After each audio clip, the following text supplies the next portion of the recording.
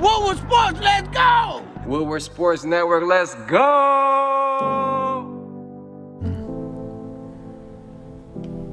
And a happy Tuesday to you. Welcome to the Morning Woodward Show, live on the Woodward Sports Network, Detroit's all-digital sports network. Thank you for waking up with us today. Lots of stuff planned for the show. At 9 a.m., we are going to qualify yet another person for that $25K kick for crypto. So if you want $25,000 in crypto, I'll be listening around 9 a.m. Plus, it's Top 10 Tuesday, and we have the top 10 best moments in Detroit sports history. Ooh. So if you guys got something that pops in your brain that you want to make the countdown, make sure you're dropping it in the comments right now on YouTube, Facebook, Twitter, and Twitch. And don't forget, you can download our app. But let's introduce the crew this morning. My name is Stick. This guy over here. Yo, what up, though? It's Corey. That is Corey. To my left. Joseph. Hello there. Oh, you want government name today. Yeah. Like I'm dressed all professional in my basketball shorts and t-shirt, so I figured. You're white on white on white, man. I know, I've never done this. Really? No, this is the most Chaldean thing I've ever done that I've never done.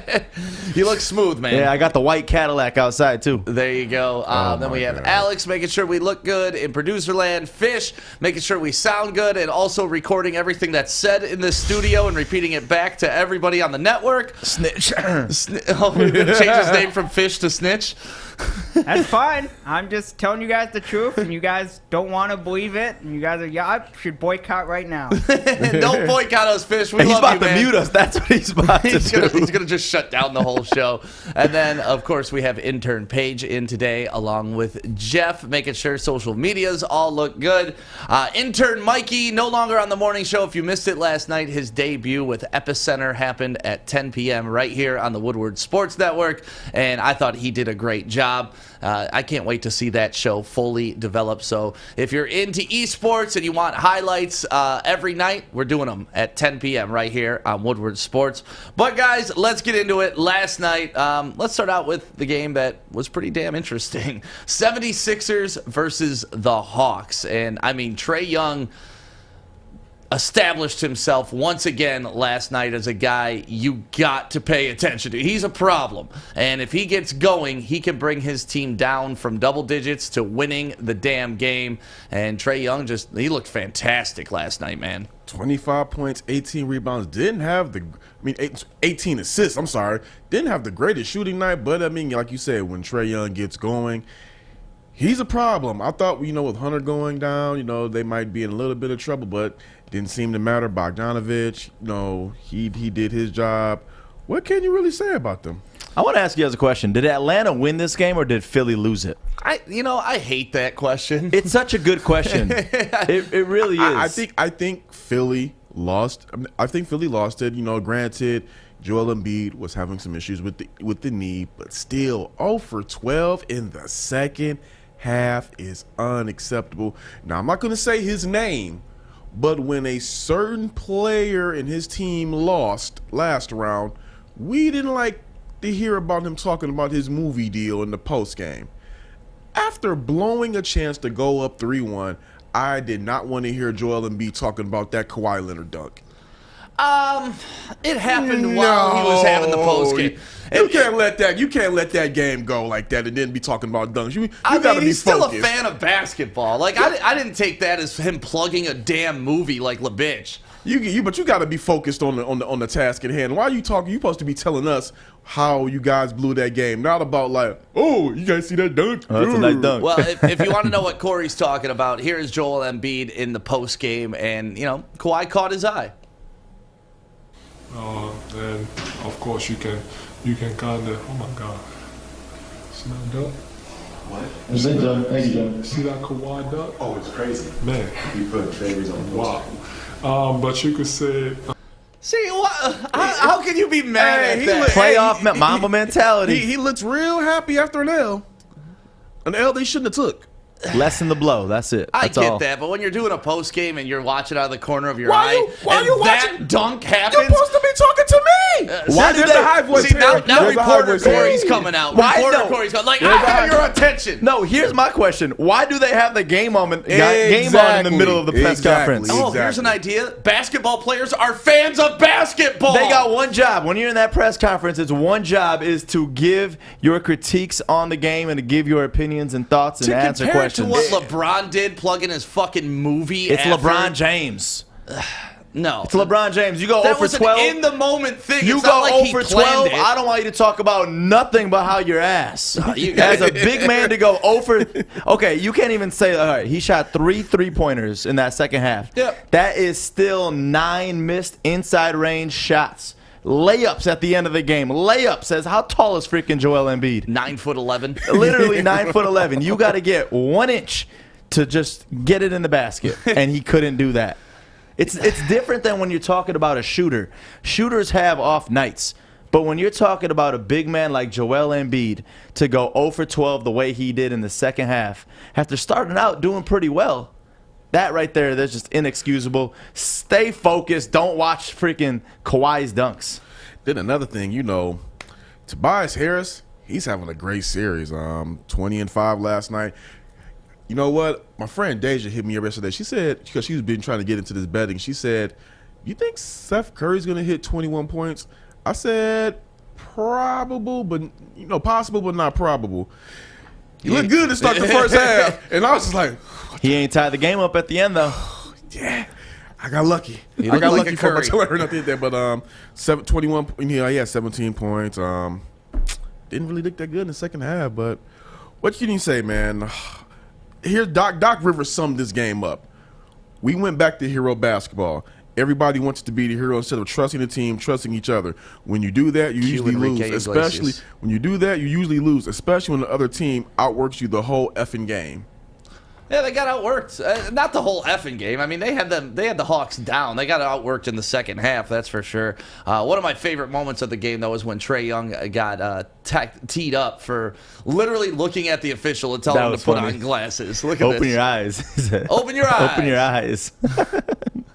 And boom goes the dynamite. I feel like Trey Young is one of those that you think he's such a good dude, but he's such an asshole on the Right. court. Draymond Green said it. Draymond Green said, I'm so glad the whole world now gets to see how much shit he talks. He kind of reminds me of Isaiah Thomas in that way. Like, like you look at him, it's like, oh, he's a nice Fundamental looking guy. ball player. He doesn't look threatening, but on the court, he's just an animal and an asshole. And Love it. Yeah, as long as you're putting in those buckets, you can be that way. It's bad when you suck and you're that way, but Trey Young's he's earned the right to be able to talk a little trash, especially after what he did to New York, ripping their heart out in the first round, and now that series is tied 2-2. So it's going to be interesting to see how that one folds out. Yeah, here's the thing about it. Again, I said a minute ago. Trey Young has not having a great shooting series. So for this series to be tied up with that, at some point he has to explode in one game. I'm thinking that could be game 5. And if that happens, the Sixers are in a lot of trouble. I like how we're starting to see a couple game 5s happening in this, Yeah. because the playoffs really haven't been Sweeps. intense. Yeah, it's just been a bunch of sweeps, and it's been, kind of predictable up until this point. So now, we got a couple game 5s in the works, and then hopefully we got some game 7s happening, all while the Suns are just sitting there relaxing. Hey, deep down inside, I'm like, hell yeah, we only got an 8:30 game tonight. Oh That's my all God. we got. The NBA next year, they got to do something about that. Like at least moving some of those West Coast games a little bit up, because it is just difficult to. It's one thing if a game started at 9 o'clock at that latest, but some of them games started at 10 o'clock. That's too damn late. It's that money though. They'll never do it because That's 7 in on LA, the West Coast, right? Yeah, but I mean, like even with the early, it's still not bad. You're right. It's 7 on the West Coast. Like you can't start them any earlier than Right. that. I mean, the games that start 7:30 here are 4:30 in California. Yeah. So Yeah. like people you aren't can't play even no damn off 4 work. o'clock ball. Right? People aren't even off work and playoffs are happening. So Hey, Yeah, I don't care. Listen, I don't care. You know, I don't give a shit about California. But Ain't my fault that y'all born on that side of the world or whatever. nobody Really. told you to go that far west. Stay here with the rest of the That population. state sucks anyways. It does suck. So that was a good game last night. Obviously, ended up 103-100. Joel Embiid, 0 points, 0 of 12 shooting, or 0 of 12 shooting. 4 points, but free throws. 0 of 12 shooting in the second half. Obviously, let down the team. But we'll see what happens in Game 5. We got ourselves a series there. And then the game last night, another interesting 2-2 series that we have now. And this one, the Clippers are starting to come to life. You know why? I'm gonna say it again. Playoff P is dead. PG-13 is back. This is the Paul George that I knew in Indiana.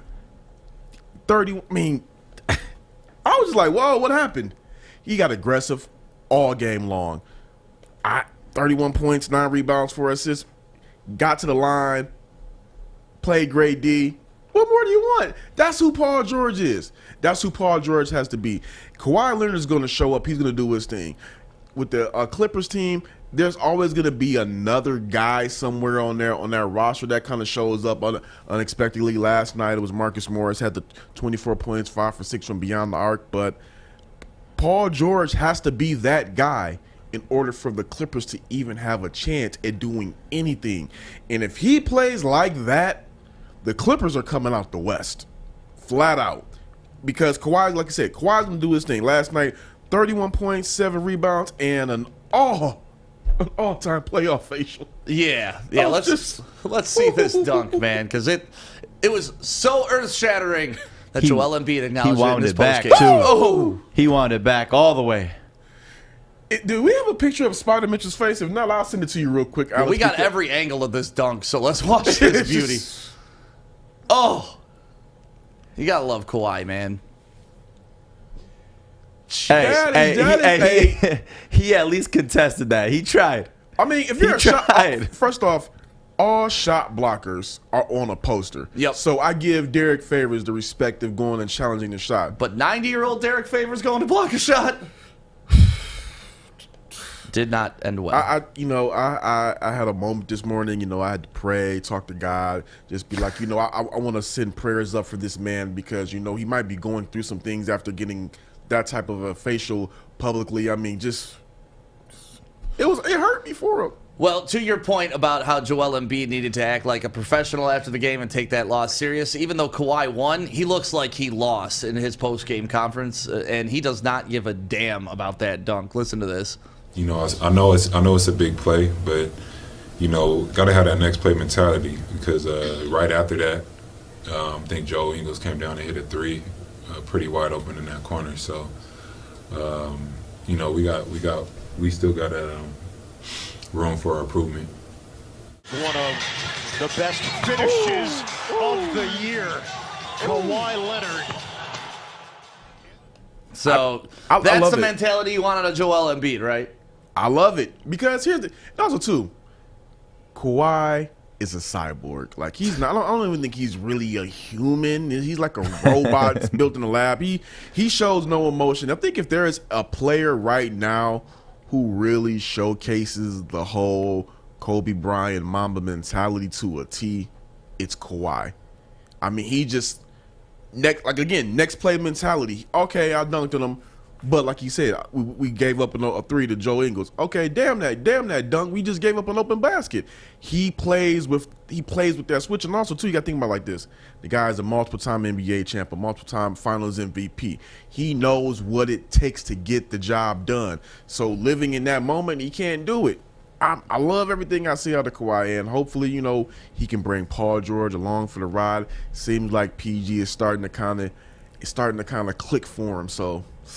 Clippers, I'm never going to be a Clippers fan, but You back on the bandwagon? No, I'm giving them their respect. Though. Okay. I'm giving them their respect. Though. They played a great game, and what can you say? Donovan Mitchell, he got 37 points, but The thing with him though is he can't do it all on his own. He's dropping 37 points, but when you hear that Mike Conley Jr. is out, he needs that. He needs another player like a Mike Conley that could help him, assist him, get a little bit further because the kid is just getting beat up. I feel like we're saying that about every team in the playoffs right Injuries now. right now. Injuries have been so crazy. Like, he's doing it on his own. Kevin Durant tonight, he's got to do it on his own. There's a lot of ones. Jokic doing it on his own. Dame Lillard doing it on there's a lot of KD game is going to be one of the biggest of his career. Oh, yes. To really showcase who Kevin Durant really is without all these superstars around him. Yes, sir. So that game is tonight. I'm happy that there's some Game 5s going on and that some interesting basketball happening. So good job, NBA. These matchups are starting to get real exciting. And to your point, Joey, about Donovan Mitchell having to do it alone, it's kind of like the Clippers are the only team left with multiple good players. Like, good. I'm not going to call Playoff P a great player, but they got Kawhi, and then they got Paul George. They got a superstar. Kawhi's a superstar. Yeah. Let's just put it out there. Kawhi's a superstar. If you don't think Kawhi's a superstar, you don't watch basketball. Yeah, you got Kawhi as a superstar, Paul George is an all-star, and then they got a host of good role players. Yep, lots of weapons. You can win a title with that. Remember yesterday, Corey, you talking about, man, Reggie Jackson having a hell of a playoffs. You know what? I ain't gonna front. It brought joy to my face to see what he did yesterday. The Clippers still won the game, but it brought so much joy to bring that Reggie Jackson hype down. I smiled. It's Christmas Eve. It's Christmas Eve. But that's the thing with Reggie. You're going to get a good game out of him here and there. He's going to pop out. He's streaky. Yeah. Oh, 100%. So that's the thing with Reggie. You can't rely on him game in and game out, but he may steal you a game here and there. And again, this was what I said. Guys like Reggie Jackson, guys like Luke Kennard, they cannot be your best player. They can be guys that chip in and add to production like Marcus Morris did. They needed that 24 from him. But they cannot be your best player. Paul George and Kawhi Leonard, they have to be your best players in order for them to even have a shot at doing anything. And it's happened last night. Yep. Well, we got a big game tonight. Nets and the Bucks, Game 5. Kevin Durant on his own, on an island by himself, because I'm not counting Blake Griffin as a good player. So we're going to talk about that and also some drama that happened over the weekend with that series that we touched on last Friday, and then we found out some more information. So I want to talk to you about that coming up in about 2 minutes. But first, let me tell you about Coast. Since 1919, Coast has pursued one mission: to make the working professional's job safe and easier. And when we went camping this weekend, these products were awesome to be just a part of the camping trip. You never know what you're going to need. Little lantern, Coast got you. Machetes. I had a machete. I got a knife yesterday. This is a nice, beautiful Coast knife. And bring the machete, man. That was your favorite thing. I was playing with the machete last night at home. It's attached to my backpack now. It's like a sharpening up your machete. Like I whip it out like I'm a buccaneer. But it, honestly, like, I had the little headlamp, and their products saved us this weekend. Yes. When we were up there in Petoskey, you look at these Coast products, stormproof, just great amount of lumens. Like, these freaking lights were crazy when we walked into the woods. Yeah, so go to coastportland.com, enter promo code WSN20 to save 20% off, and they will hook it up. And make sure you get stuff for your whole crew. They make great gifts. Like, I never knew how much I needed this till I had it. So make sure you hit up coastportland.com.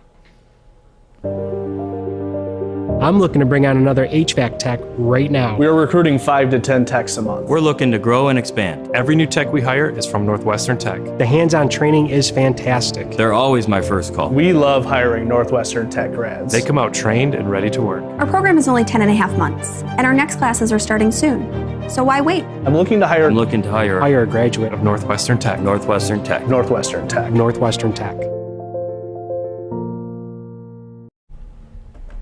Welcome back to the Morning Woodward Show, live on the Woodward Sports Network, Detroit's all-digital sports network. My name is Stick, and tonight the big Game 5 going on between the Nets and the Bucks. First of all, who do you guys got in this game? You know what? I'm going to go Nets. Ooh. I like it.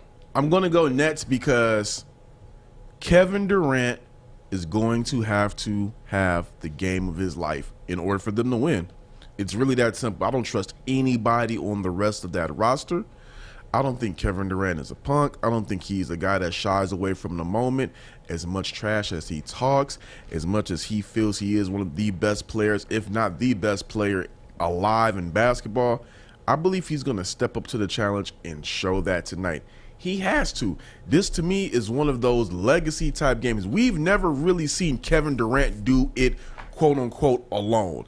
This is going to be the first time we really get to see how Kevin Durant leads these kind of troops. It kind of puts me in the mindset of, and I know we hate going back to this guy, but it kind of puts me in the mindset of LeBron when he was with the Cavs and the Warriors in the first finals of their I guess you could say their rivalry, their rivalry, where he played with a bunch of misfits in that first one. This is kind of what Kevin Durant is playing with. He's playing with a bunch of misfits. I think that Kevin Durant is, at this stage of the game, a better player than LeBron James. So I'm expecting him to play at a high level. I still think Kevin Durant is, the last time I checked, he's leading the playoffs in scoring. So he ain't that hurt. He out there, he ready to go, and I'm expecting to see a quality performance because he's going to need it. Is he going to put up more than 50? I think he's going to go 40+. Okay, 40+. See, the way I look at this now, though, is yes, he is the leading scorer in the playoffs, but he was that leading scorer because he wasn't the only assignment. Now you look, they got Joe Harris, Bruce Brown, Blake Griffin, a whole bunch of players that the Bucks don't even really got to worry about. Yes, they got to still defend them, but even when Rob comments saying Blake Griffin going for 25, the only reason Blake's doing so well is because he's like the fourth player on this damn team. Right. Yeah. So I just don't see how they can pull it off because they know tonight their assignment is going to be to lock down KD, and that's way easier said than done because you don't just lock down KD. But I just do not see them pulling this off. Yeah, I got KD absolutely going insane tonight. I've been a fan of this guy since he came out of Texas. I love his game. I think he's the smoothest and most effortless scorer that I've ever seen. I don't know if I put him up as best scorer of all time, but he's the most effortless scorer I've ever seen in my life playing basketball. Mm-hmm. And I think he's got a chance to really put this team on his back and, like you said, cement his legacy. And if he does this tonight and he carries this team past the Bucks, he's got something on his back that a lot of superstars don't. Not only does he have the rings, he now has that he can say, I did it alone. Yep. Y'all needed other people, and that's been kind of my argument with LeBron and all that. If he pulls this off, it's crazy to me. I wouldn't expect them if they pull this series out. I would not expect the Nets to get past, whether it's the Sixers or the Hawks. I'm not expecting that. Well, actually, if it were the Hawks, I'd expect them to get past the Hawks. But if KD gets past the Bucks in this round, that's gonna go a long way for his legacy, especially without Kyrie and James Harden, because I don't trust none of those guys to even give me 15 points right on the rest of that team. I mean, maybe Joe Harris, but that's about it. I just Blake Griffin. KD's gonna have to go off, and I'm expecting it. I have never been ready for such a game in a long time. But I'll also say this: as much as we talking about that this is a legacy game for KD, this is also a legacy game for Giannis, because if Giannis and the Bucks lose to Kevin Durant and these bunch of save-a-lot workers that he has, we got to start having some conversations about Giannis, because we have to be honest. His team right now is his team, not him versus KD. His team is night and day better than the Nets. They should be. I mean, honestly, they on should paper, be. He yes. definitely has more pieces around him, but when you got the best player in the league, we're going to see what happens tonight. This is like the first playoff game that I've been jacked to watch. This is the first one that has literally everything on the line. And what I'm excited about, too, is I'm looking at what Vegas says the player prop for Kevin Durant and his scoring. It's set at 35.5. So is he going to go over or under that? I'm telling you, he's going for I'm going to put money on him going for 40. Yeah, he's going 50. For 40 plus. I'm in that mindset of it has to be 50 for them to win. Okay. I'm just thinking that he's going to definitely go for 40 plus. It's going to be fun to watch tonight. And one thing that I wanted to talk about is when Kevin Durant and PJ Tucker get together. This happened earlier in the series. Let's watch this video real quick. And we talked about this when it happened last Friday. We're like, wait, who is this guy? And why the hell did he push PJ Tucker if he works for the Bucks? Well, it comes to find out that this was Kevin Durant's bodyguard Right from coming the back. onto Look the at court. this. Look at Straight from the back. Kevin Durant's personal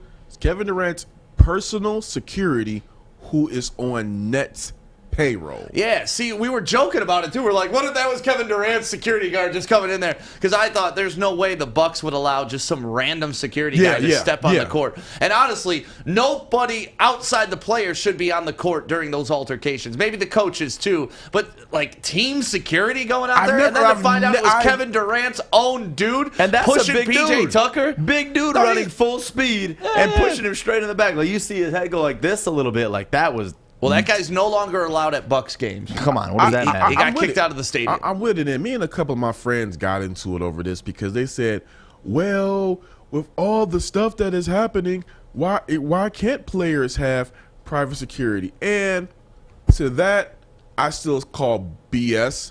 I don't think that the players should have their own private security that jumps on the court and intervenes in those moments.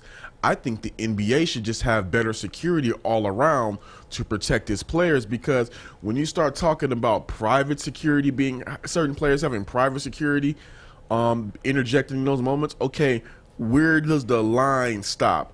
Is each guy going to have a private security guard and come on the field? Just turns into a Royal Rumble every time there's something going on. So it's like, I'm not with that. The NBA just needs to go ahead and have better security for these players and better safety measures intact, because that could have been so south.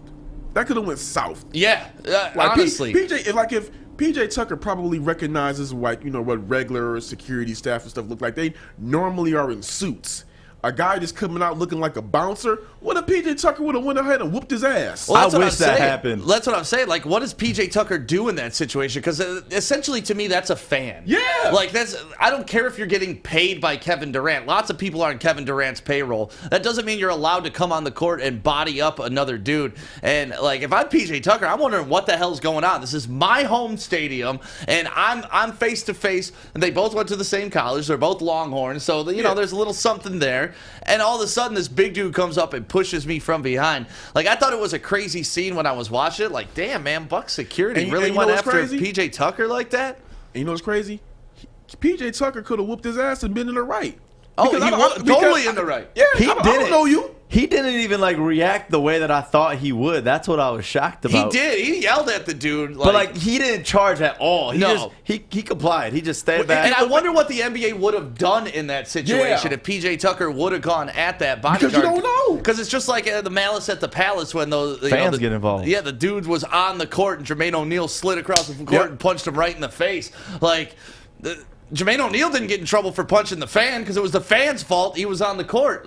You see it at kids' games. When the parents get involved and they start running in, it's the same damn thing. Right. It's just Kevin Durant's boy coming into defending him. What about PJ Tucker's boy? Why wasn't he there to defend him? And that's what I'm saying. It's going to turn it if this happens in Detroit, you're going to have the goon squad versus whoever. It's a slippery slope. So the NBA needs to just figure something out to improve security. But you can't be rogue and having your own security guard on and getting on team payroll. I'm not with that. I know the fan stuff is out of whack, but we can't have that happen. Yeah, so he's not allowed at the Bucks stadium anymore, so he'll probably be there for Brooklyn. But what a weird, twisted story! Because what cracks me up is we were joking, like, what if that was Kevin Durant's boy coming out to protect him? And I told you were just like, I told you, I told you. When we found out, it was like, oh my God, that's what we were joking about. So yeah, security, love security. They do a great job, but that was just a weird situation, and hopefully it's not a trend in the NBA. And don't forget, coming up at 9 a.m., we got your chance to qualify for that $25K kick for crypto. So if you guys want to get into that contest, make sure you're listening at 9 a.m. We're going to be giving out the phone number, and you can call in. It's awesome that we're doing this. You can qualify at 9 a.m., noon, and 4 p.m. Just make sure you're watching and listening on YouTube, Facebook, Twitch, and Twitter. So 9 a.m., we will get you qualified. And also got to give a shout out to our people at 8 Mile Vodka, baby. They bottled this. It's so nice. People love this bottle, too. It's beautiful. And I need to see some of the pictures y'all took at when we were camping, because it was a frosty bottle by the campfire. Like, it looked very nice. Hey, I'm not a vodka guy, but that makes a damn good screwdriver. Yes, it does. Yeah, I saw you drinking those at breakfast. That's when you drink a screwdriver. It's orange juice, Joey. I'm gonna be real. I didn't even hear about a screwdriver before Corey said it. Really? Nope. Well, Never you don't heard drink, it. So. Well, that's like the starter drink. Yeah. I've never heard of it. That was What's the thing that they drink? That like the whole basic bitch thing they be doing? Bloody at brunch? Mary? No, mimosas. That's a screwdriver with champagne. I just learned about that one the other day. Yeah, no. Screwdrivers have vodka, mimosas have champagne. Oh, come on. Every single basic bitch on Instagram. Mimosas. Brunch time. You know what? I'm going to walk off right now. Brunch with my besties. Pinkies out, bitches. All right. Bottled in Detroit. Make sure you pick up 8 Mile at the nearest Meijer. Corey laughing because he knows it's true. Because Corey's had that pinky out.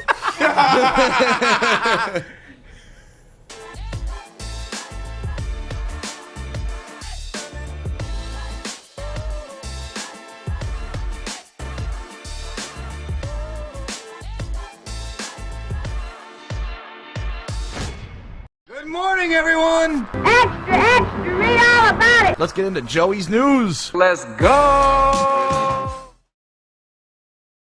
Some trivia for you guys here. What do they call a Kawhi Leonard highlight reel? A Kawhi light? Yeah!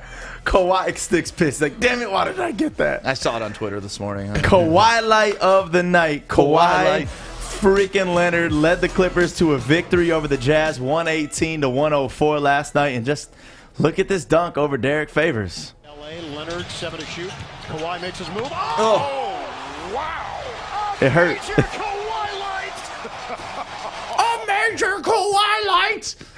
And it hurt. And on top of that, they were so just frustrated after that whole play that they almost had a turnover on the inbound right there as well to follow that. But you look at Kawhi and Paul George both dropping 31 points. Even Marcus Morris dropping 24 points in that game. But without Mike Conley, I just feel like it's too much work for Donovan Mitchell. But we'll see how this series unfolds. And post-game, Joel Embiid in his press conference seeing this Kawhi dunk. It just felt like I didn't have it tonight. And of course you can kind of, oh my God. That's it, Jim. Thank you, Jim. I don't know how you guys can hate on him for that, man. I will say this real quick. This is totally off subject. In person, that is an intimidating man. Oh my God, yeah. Like because I was walking past him at All-Star last year. I'm like, holy fuck. Yeah. Some of these NBA players they're not human. Yeah. Like, they literally look like a different species than us because of how big and gargantuan they are. I mean, 7 foot, like, around us, they're like, you'll see us, how tall are you, 6'3"? I'm 6'4". You see 6'4", 6'5"-ish at most. How many people do you see around you that are taller than you? It's rare. Not many, man. It's like, rare. Honestly, I'm in the 1%, and then when you get around those guys, it's crazy. Like, you've seen that photo of me next to Buddha Edwards and Uncle Spliff. Rest in peace, Uncle Spliff. And I look tiny. I'm interviewing them like this. Like, it's the most embarrassing picture ever. Embarrassing. First time you ever felt like a little dude? Oh my God, no. The first time I ever felt like a little dude is when I went to University of Detroit, and I was a freshman there, and I was hanging out with the basketball team, right? And we went over to the Black Orchid, which I'm sure you may know about. And I was not only the only white dude there, I was the shortest dude there. And Damn. me being the shortest one in the group just made me feel so awkward. Like the most awkward thing I've ever experienced in my life. And I still feel like that, like our boy Chris from DCFC. He's a big dude, too. He's big, too, on muscular. And and when we're at the game, I'm like sitting there talking to him like this. And I'm not used to talking to people like this. I'm not. It throws me off. His neck don't even work that way. Yeah, it just throws me off. The Hawks squeezed by the 76ers to even up the series at 2 apiece. Hawks 103, 76ers 100. And Joel Embiid going 0 for 12 in the second half, dropping only 4 points. And the thing about that is, it's okay. It's not okay if a shooter goes 0 for 12, but it's more scary when you see a big man like him go 0 for 12 in the second half and even missing layups at the end of the game. Right. Yeah, That's the issue I got with it. Yeah, I know he's had some knee issues going on with them. But hey, you're on the court. You can't go goose egg like that in a game that you should have won to put a stranglehold on the series. Now it's new life. And that meniscus ain't getting better. Yeah, it ain't getting better. You got to play through it. So it's going to be interesting to see how this unfolds now. 2 apiece, that series tied. And this game went down to the wire. Seth Curry tried to send it into overtime, but no good on this attempt. 3-point game. Chance at the last shot to tie it here if you're Philadelphia. That logo looks sick in the middle. Here is Curry, puts it up, and no good. And Atlanta wins it. So close. God, I love fans going nuts, man. I know. You see the whole stadium. That kind of gave me a little goosebumps. That man, the hair stand up. Just. I need that. We need that here. We need that here. Oh, man, I cannot wait till LCA looks like that because it hasn't looked like that at all for any sport that's been in there. Ever. The biggest I can remember is that Pistons home opener in the beginning. Yep. The one where Eminem, everyone showed up. Fucking Trey Young was hitting bombs and sending us home crying. No, I was at that game like, man, Trey Young pulling up from the logo, just ripping our heart out in the LCA opener. That was tough. And missed the Suns in 4. The I'm gonna whoop your ass guy. You remember him? Talked about him yesterday. Devin Booker reached out to him saying, need man's info you see in this tweet right here. And he caught a lot of hate for this one.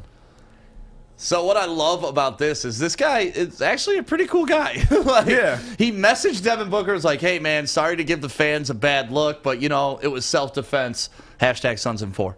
There's another view of this, not the close-up view. Is if of the fight. Yeah, if you see this, you can tell that this guy was clearly defending himself. Like, because from the initial one, you can't really tell what's going on, how it started, and all of that. But this is like an overhead view of the fight. Is this from when in the beginning before it even started? Look see, that's the sucker punch, and like the guy's not trying to fight, and then boom, just haymakers. My favorite is this. No, it was right before that. He swings at his boy. Boom. I'm going to fuck your boy up. Hey, that's a beast right there, man. By the way, he got an Instagram. I'm not joking. His username is suns.in.4. Oh, yeah, he just switched it. Yup, it's amazing. He's becoming like the mayor of Arizona. You know, like even people making signs with him on it. There's a picture of that. You realize if that happened in Detroit and he did that, we would put a statue of him downtown. Oh, hell yeah. Like, I wish that was me. Look at Get Your Broom, Suns in 4. That's amazing. If they win the title, I don't care if the league fines the Suns or not. That guy needs to be on the first float leading the whole damn thing. Oh, for sure. He needs to be sitting courtside for the next series. That's probably, you know what? And I bet you that's probably why D Book was like, need man's info. That's awesome, you know, because I saw Devin Booker post that on his Instagram, like looking for that guy, and then I saw a bunch of people, when to endorse violence? Oh my God, that was so awful. Why are you endorsing this? Shut the fuck up. Just shut up, man. What's the guy supposed to do? Take punches to the face from the little Jazz fan and just sit there? You know what? Here is, you can crystallize it like this. Don't start no shit. It won't be no shit. You started it, and I'm gonna finish it. And when you see how it all started, too, of him and that dude walking away, and then he just tries to sucker punch him real quick. Yeah. Like, that's right there when I realized, I was like, that was amazing. I'm so glad he got that ass whipping he deserved. That's what we call a whole ass move. Yeah. And that's what we call a superhero. So, Suns in 4. Suns in 4. Yeah. Tigers put up 10 runs to beat the Kansas City Royals 10-3 yesterday. Willie Castro blasting his 2-run home run. The 1-0. Drive, deep right field.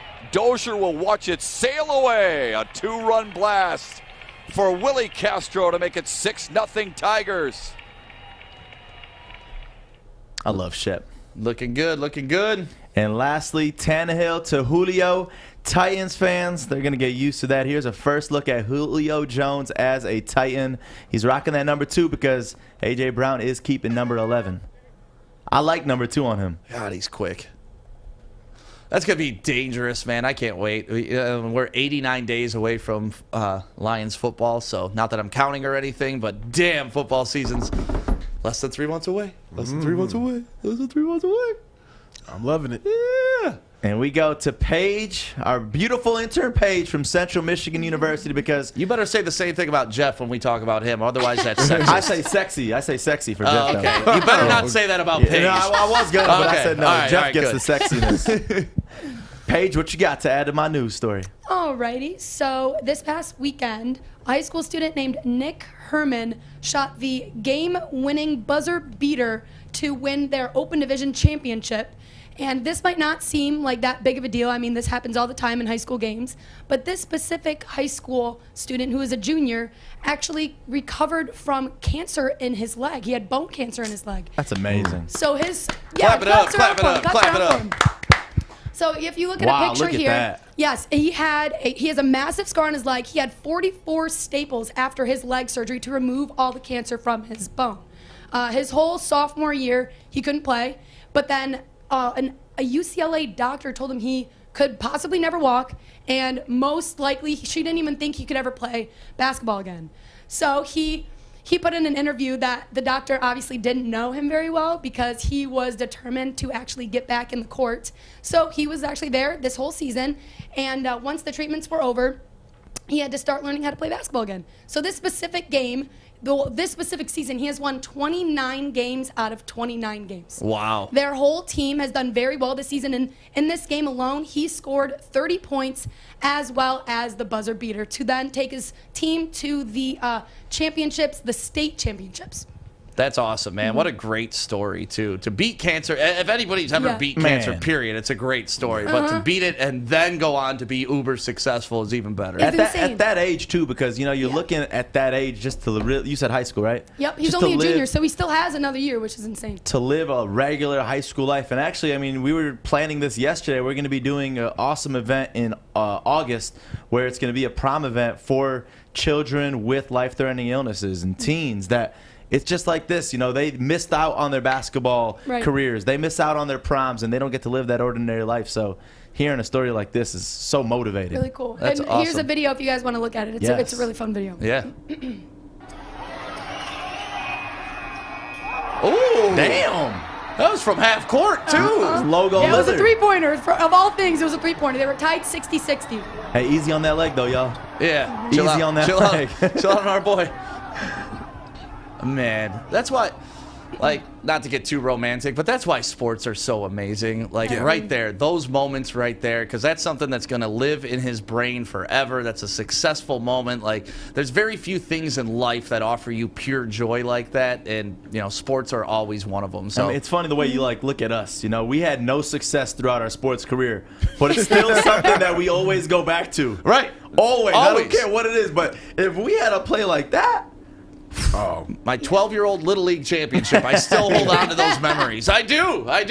Paige, your dad coached me in, middle school basketball, and we went undefeated. We were, one of the only undefeated teams in Walled Lake Middle School history. And I didn't play much. I was on the bench. Even though your dad let me make the team, he didn't let me play much. But at the same time, he put you on the bench? Oh, that team was dope, man. We were undefeated. What do you want from me? If we would have lost games, I could bitch, but we were undefeated. Yeah. He obviously made the right coaching decision by keeping my ass on the bench. But even then, I still hold on to those memories of my undefeated 8th grade basketball team. So it's awesome. Mm-hmm. He said in an interview, too, that when he was in the hospital room, he would dream of moments like this where he could actually get back in playing, and then he actually got one of the greatest things that can happen in basketball is getting the buzzer beater shot and having your whole team rush to the court. So it's really cool to see. That's amazing. So thank you for that story. Alex, were you able to get that video I sent you? This goes back to our conversation about me feeling small. We don't have to watch this whole video, but just for perspective, this was when I was hosting the red carpet at Bravo Bravo downtown. Are showing out Look tonight at- at Bravo look at Bravo Gore. 2015 at the Detroit. That's amazing. How crazy is that? I don't know which one to talk to first. We'll go with Buddha, man. How you doing tonight? I'm doing good. I'm doing good. That's crazy. I have never. Damn, that's Rube, stupid Rube. All right, thank you, Alex. But yeah, like That's crazy. Me talking up to people at 6'4" is just the most bizarre thing that I've ever experienced. And Like that was looking all the way up. all the way up. So yeah, thank you, Alex, for having that. And you know who else is going all the way up? And it's a good spot for you to maybe pick up something for Father's Day. Bridge Street Exchange. Father's Day is coming up, by the way. Don't forget, got to get something for Pops. And make sure you take advantage of this 15% off discount right now at bridgestreetexchange.com. They got the original location, obviously, in downtown Fenton. We love that place. But they also got the pop-up shop, a beautiful place inside of Somerset Collection. Go there, shop for your pops or shop for your mans and get him something nice. Tony is a third-generation logger that has a simple, practical approach to life and work. That's why his Coast DX342 knife is perfect for him. The stainless steel blade is rust resistant and made for all-weather use. And the double roll-lock safety ensures that it will never inadvertently close when he doesn't want it to. That's why Coast is trusted tough.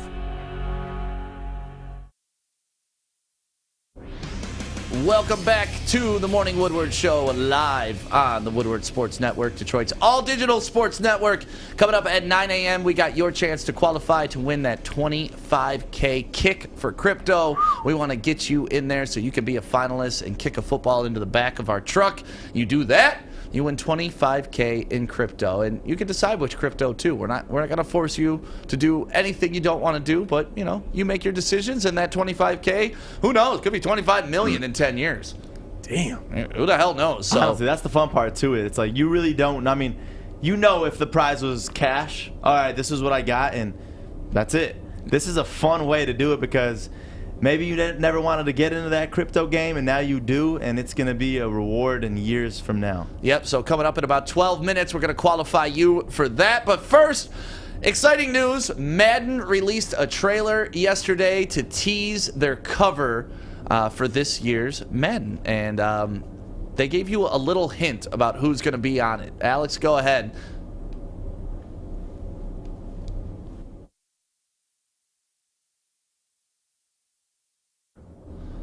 So we can't play the audio because there's a licensed song in this, and Facebook hates it. Yeah. Oh no. Oh no, no, no, no, no.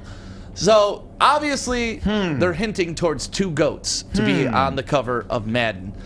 If you're watching right now, I want you to guess who the two goats are going to be. Drop them in the comments right now, whether you're watching on Facebook, YouTube, Twitch, or Twitter, because we want to know, who do you think are the two goats that are going to be on the cover of Madden? Outside of Eric Ebron, I really can't think who the other one is. He does have goat hooves for hands. I think we all know who the Brady, obvious. right? Yeah, that's what I say. Yeah, it's Brady New England and Brady in Tampa Bay. I mean, it's. I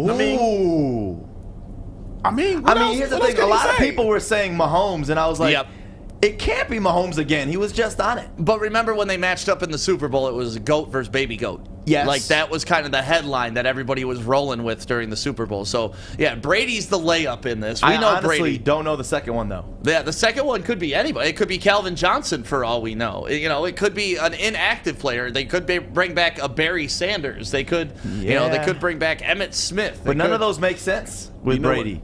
You know what? Maybe it might be Brady and Joe Montana. Oh, I could see that. I mean, that was his hero growing up. Joe Montana, undefeated in Super Bowls, one of my favorite quarterbacks of all time. I wouldn't be mad at that. Or how about this? Brady and actual John Madden. I definitely would not be mad at that because, I mean, for a while, John Madden was always on the cover of Madden. Yeah. So, I mean, it would be appropriate to get bring him back. I wouldn't mind that at all. I like Rob Coddington here. Brady and Watt. Which Watt, though? TJ probably. Maybe you go offensive side and defensive side. So you go like a Brady, you go Tom Brady and like maybe a Ray Lewis. But none of them make sense like that, Ray's though. already been on it. I would love to see, if we're going to go GOATs, let's go Tom Brady and Deion Sanders. Ooh, I like that. Jeff, do you have you got any guesses on who the GOATs are going to be on the cover of Madden? It's hard because Pat Mahomes was on 20, so he might be counted out. Tom Brady is probably the most obvious one, but the other one is kind of just free game. I feel like it's going to be hard. I mean, Watt was a good one. People are saying like Gronk. I don't know. I don't think obviously Gronk. It's going to be another quarterback. Gronk would be sweet. Gronk It would be actually sweet. may be a good one. It would be sweet. But maybe yeah, it's definitely Brady. That's the for sure. Maybe one. it's Brady in uniform and drunk Tom Brady at the parade. Because that's the GOAT in my eyes.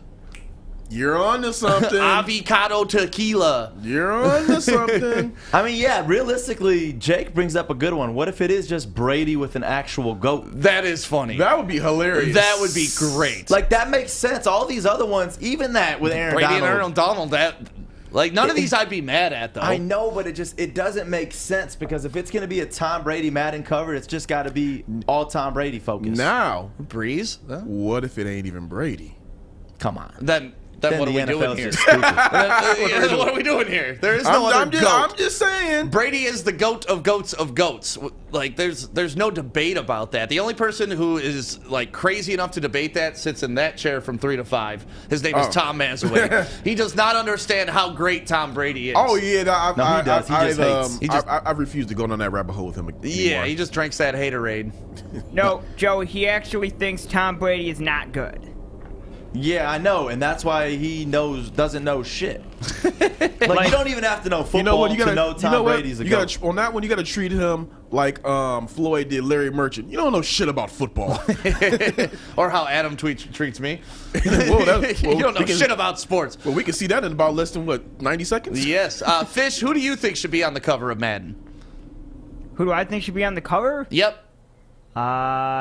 Well, those are two different questions. Nope. Who do I think should be on the cover versus who do I think is on the cover? Well, I think it's going to be Tom Brady on the cover. And who's the second GOAT? Because they said there's 2 GOATs. Well, it's either Patrick Mahomes or another GOAT. Okay. And who do you think should be on the cover? I don't know. I can't think of a name. You're frozen? Cristiano Ronaldo. Well, that's the other football. That's not the football they're talking about. It's not Madden football. It's football. Yeah. Which is games today. Wink, wink, wink. Hopefully in Adam's bets.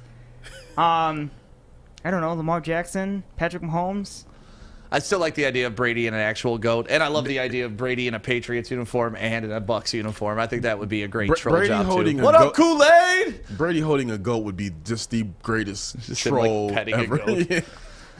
So we'll find out when they release that. It's coming up on the 22nd, so a week from today, we'll know who is on the cover of Madden. And like I said, if you got a guess, make sure you're dropping it in the chat right now because we want to know what you're thinking on it because none of us can really pin it down beyond Tom Brady. And coming up next, Adam is in here. He's looking sexy today in a button-up, and he is ready to deliver his bets right here on the Woodward Sports Network. So what's up? My name is Sean Baligian. Glad to be a part of Baligian and Bell every day at 11. I'm the guy that gets pissed off at all the stupid sports fans out there. What up, though? I'm Drake Bell here on the Baligian and Bell show here at Woodward Sports Network. Tap into the energetic Sean and the calm, smooth Drake Bell.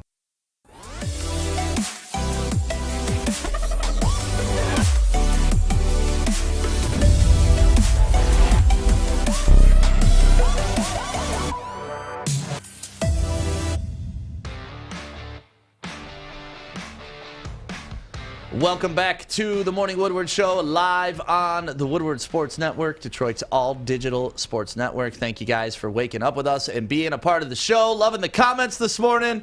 You guys are just part of the family when you comment, and we get to see who you are. And it's just nice to have this interaction over and over and over. So thank you guys so much. And don't forget, coming up in just 5 minutes, we are going to qualify somebody to get into our Kick for Crypto contest. $25K you could win. But first, let's get into some other money that you can win with the sexy Adam. Hey, what's up, guys? Oh, I like that shirt, man. Thank you. How does it feel? They Two? No, day like 10 being a married man. Oh, Yeah. Honestly, I don't even feel it. Nothing changed. Is it weird? Is your ring bothering you at all? That is the most frustrating thing I think of everything. Yeah, I hate this thing. Yeah, when I was wearing my ring for the first time on my left hand, it was like digging into the the webbing between. This makes me not want to be married. Too. Yours is a little bit bulkier too. It's got some carves on the side too. Yeah, right? yeah, it's got like engravings on the side and stuff. Yeah, no, fuck that. I don't like it. I don't like it. What I also don't like is going 1-4 yesterday. It was a disaster. Hey, you're not making me feel so bad now. You went over. Hold on. 0 for 3 though. Yeah. All right. Anyways, 0%. We missed out on the Jazz by 1 point. Oh, the over-under was at 223.5. We finished at 223. Like, why? Why does that happen? Anyways, it was a bad day. Whatever. I'll forget about it, and hopefully tonight is much, much better. 5 bets today. 4 of them I'm super confident in betting individually. One of them, the line is just too high, but it's good to mix in with your parlay. Never a bad thing. And that's the Portugal game. But we'll start with the Nets Bucks. Bucks are heavy favorites. Minus 195 right now on MyBookie. Almost 210, I believe, on FanDuel and every other place. But avoid betting the Bucks straight up money line. There's no money to be made there unless you're going to put like significant money and you're a Bucks fan and you really think they're going to win. Having said that, the play is the under at 217.5. No Kyrie, no James Harden. The Bucks have shown they can't score over 100 points in the series already. With KD not having his 2 co-stars, this is going to be a very low scoring game. Something around 107, 98. It's going to be very low scoring. Bucks win. I could care less. I'm going to go with the under at 217.5. And then we'll move to the Tigers, who absolutely shut me up yesterday. Yeah. God damn it, I hate it. But quit you know betting what? on them. Fish has cursed you. I don't care. I'm going to keep doing it because I'm still up betting on the Tigers. But this game, we're going to go the under at 8.5. Casey Mize is on the mound. And Kansas City, I believe their ace is on the mound. So tonight, low-scoring game. I don't think this game goes over 9 runs. Casey Mize probably pitches 6 innings, only gives up a run or 2. So hopefully the Tigers bats don't show up today. That would be very nice. And then we'll move to hockey, playoff hockey. Lightning versus the Islanders. Islanders already up in the series. I'm going to take the Lightning not only to win, but to cover. I think the Lightning are a lock today to win. Having said that, I think the money to be made is betting the spread, which is them to win by more than a goal. So we'll take that at plus 145. A lot of money to be made there. Now, individually, this next game doesn't make too much sense to bet on. Portugal versus Hungary. You bet this game if you're going to bet Portugal to win by more than a goal, which is also very difficult in soccer. Having said that, it's something to do just to make money on, but I'm going to take Portugal just on the money line to help my odds when it comes to my parlay. And then, of course, the last game of the day, probably the best game of the tournament so far, is going to be France versus Germany. I'll take the France-Germany draw at plus 179, the highest individual ticket I will be betting today. It's a great bet. 2 of the best teams in their own group. Portugal's also in that group. That game has draw written all over it. France struggling coming into the tournament. Germany, we don't know if they're going to score any goals. So I like this bet. And honestly, $100, well, $200 yesterday would have won $3,600 if I'd fucking got my shit together. Having said that, today only $100 wins just as much as yesterday, and I don't have to bet as much. So I like the parlay bet today, and I'm going to bet heavily on these individuals. I saw a comment earlier. I think it was from Ryan on YouTube. I owe you $50. I'm sorry, man. Oh, man, you should have seen the heat I got after day 1 going 0-3. But then I picked it up the rest of the week, and we broke even by the end of the week. So, I mean, I've made a lot of money for people. So I can go 1-4 occasionally. It's not often. I'm sorry. hopefully today 4-1, 5-0 day. So I'm looking forward to it. Awesome. Well, if you're looking forward to getting in on any of those bets, you can go to mybookie.com right now, enter promo code Woodward10, and we will give you a free $10. You don't have to put any deposit in. It's just free money for you to play with. Have some fun with it. Pick up on Adam's bets. Do what you got to do, but you got to sign up today. Promo code Woodward10 at mybookie.com. Right, Adam? Yep. Go get that money, man. I hate. There's nothing worse than coming in here after a bad day of betting. That's why you have to look good today. Because I'm giving. Adam's like, I'm bet like shit. At least Like, I'll look put good. my money on. It's different, but Right. you know when people trust you and they put their money on it, it's so frustrating.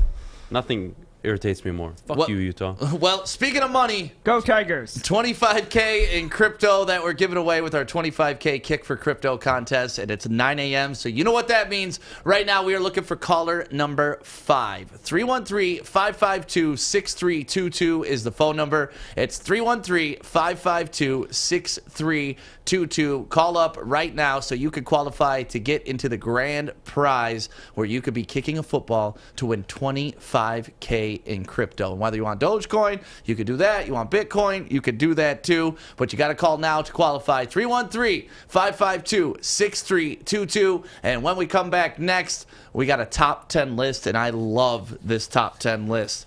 The top 10 moments in Detroit sports history. So start thinking about what those moments are and give us a call, 313-552-6322. Good luck. Ever since Corey's been wearing this LeBron James jersey around the network, it's been falling down a lot. And you know, really, that's it. Dan Campbell is going to be the man for the Lions. Don't you agree, Corey? I didn't even touch you.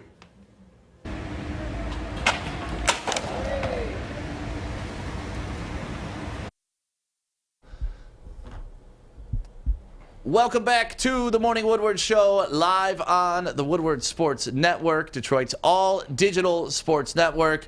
And you know what, Fish? I see the lines are lit up right now, so just answer the red line. You see the red line? That's going to be our 5th caller today because we got 8 lines in here. That's the 5th one down. We're taking the red line. Just put them straight to air, Fish. Let me talk to them. You got it? All right, Woodward Sports, hello. Hello? Hey, who's this? Notini. Hey, Dan Notini, baby. What's going on, boys? You ready to kick some balls? Oh, of course, I'm an ex-soccer player. Come on, I got this down. Oh, all right. We did not put that in the rules that you didn't have to be an ex-soccer player. So, yeah. Dan, you are now qualified to win that 25K and kick for crypto. You ready to do this, man? Absolutely. How far can you kick a football? Ooh, I haven't done that in 20 years, man. I don't know.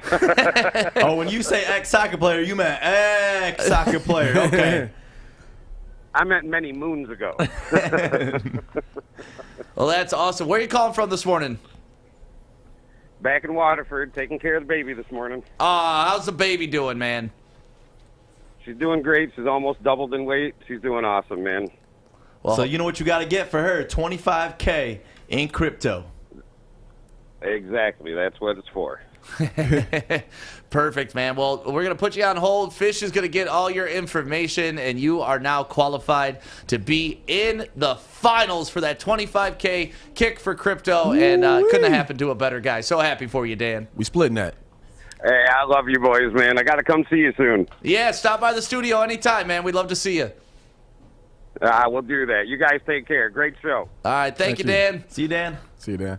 Awesome. Fish is going to get his information, and there you go. It's happening. When are we going? When are we going out to the football field? I feel like we all got to give it a try because we all talk shit. Like, oh, we could do this so easily. We could go today if you want. But yeah, you got another chance to qualify at noon and 4 p.m. if you missed it this morning. And we're also going to give you bonus chances on our Twitter and Instagram. So make sure you're following us there at Woodward Sports.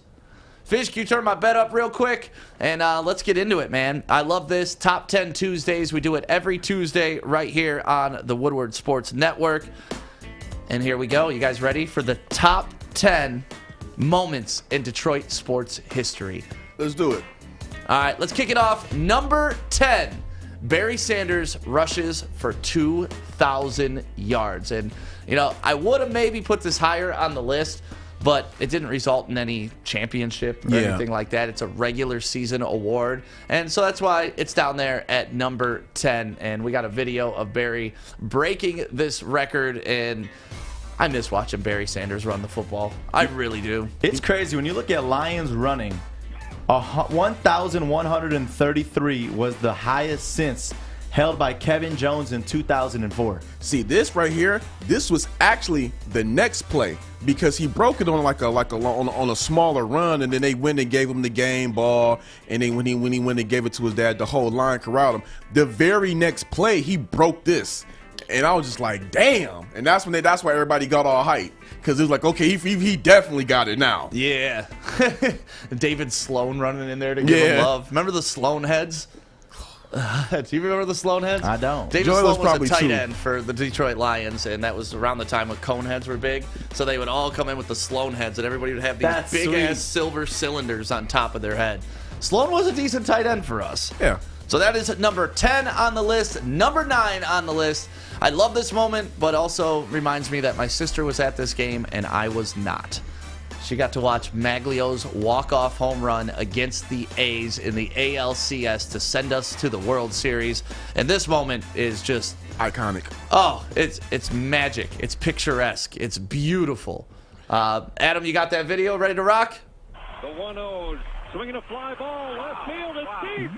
He's way back. The Tigers are going to the World Series. Great call, too. Look at Polanco running around. I know this call word for word. Just look at that. Oh, there's Kevin Durant, security guard. This is one of those, you know what's weird? This is one of those rare plays where the local broadcast and the national broadcast were both iconic calls. Because I thought the national broadcast call was great as well. I loved after that game when they came out and popped champagne on top of the dugouts and started spraying the fans. Phil Koch was running around doing his thing. That was just a magical moment and a magical time for baseball in this city, man. God, I want that back. I want that feeling back. Number 8 on this list, it's a championship. It's not a Super Bowl. It is a championship, but it's not a Super Bowl. The Lions win the 57 championship. You have to go all the way back to 57. And surprisingly, we got footage from the team back then, too. Come on. Yeah, I honestly, when I was looking for it, and there we go. That's clear as heck, too. This is the Western Conference Championship. The 49ers, they beat to get to, obviously, the championship. Tell me why this footage is better than the Tigers footage that we just had for Maglio. I'm assuming it was restored, but yeah, it definitely had to be restored. But, that's the last time the Lions won anything. Look how sweet that just looks, though. Oh. And look how slow they look. Yeah. You do not. And look how normal size they all look. Right. It's just a whole different ball game. Look at that scoreboard. That's awesome. So that is number 8 on the list. Obviously, we want a Super Bowl here, but rebuilding since 57 is the slogan. And, hopefully we take leaps and bounds right now. Number 7 on this list. I witnessed this goal live, watching it with a bunch of my friends, maybe a little intoxicated and having a really good time. Steve Yzerman, his double overtime goal. This was such a big moment. This is against the Blues, right? Because I remember that goal. That goal was just super crazy. I was just like, he hit it from so far back. It just... Right. It was just one of those. It was just, for me, as a person who's a casual hockey fan, just being able to see that slap shot from that far back, and then how everybody just went ahead and just ran up the Yzerman and corralled him. It was one of those goosebump moments. It was just like, and I think, wasn't a great one in that series, too? I believe so. There he is with the puck right there. Yep. I remember that. Because seeing that 19 out there. Oh, from the blue line, baby. Now, I don't know if I was watching it live or not, but I remember, back in the day, ESPN used to kind of play the games back to back. Because I don't know if I caught the rebroadcast, but I know I saw it. I remember seeing it late at night, and I was just like, oh, crap. Look at the fans at the Joe. I miss the Joe already. Not that LCA is a bad place to watch a game, but the Joe was just like gritty, nasty. It's nasty smell in there. Like everything about it was steepest steps in the world. But for some reason, and I know Joey said this about LCA, it was the best place to get Little Caesars pizza. Yeah, you got to go to the source, baby. You got to go to the source. And if they charge you $20 for a $5 hot and ready, it better be at least 4 times better. Hey, amen to that. Number 6 on this list, I absolutely love this. It's one of my favorite sports moments of all time. And I also want you guys to drop your comments. Let us know what your favorite Detroit sports moment of all time is. This is number 6, Gibby's home run in '84. But really what makes this is Sparky. Is this in the World Series? No. Oh, yes, it is. Actually, I'm sorry.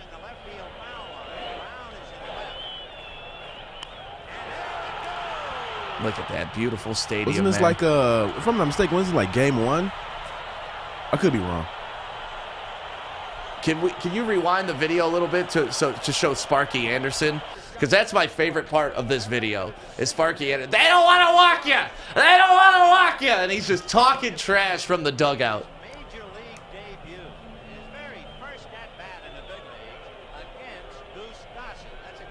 And Goose Gotch is a Hall of Famer.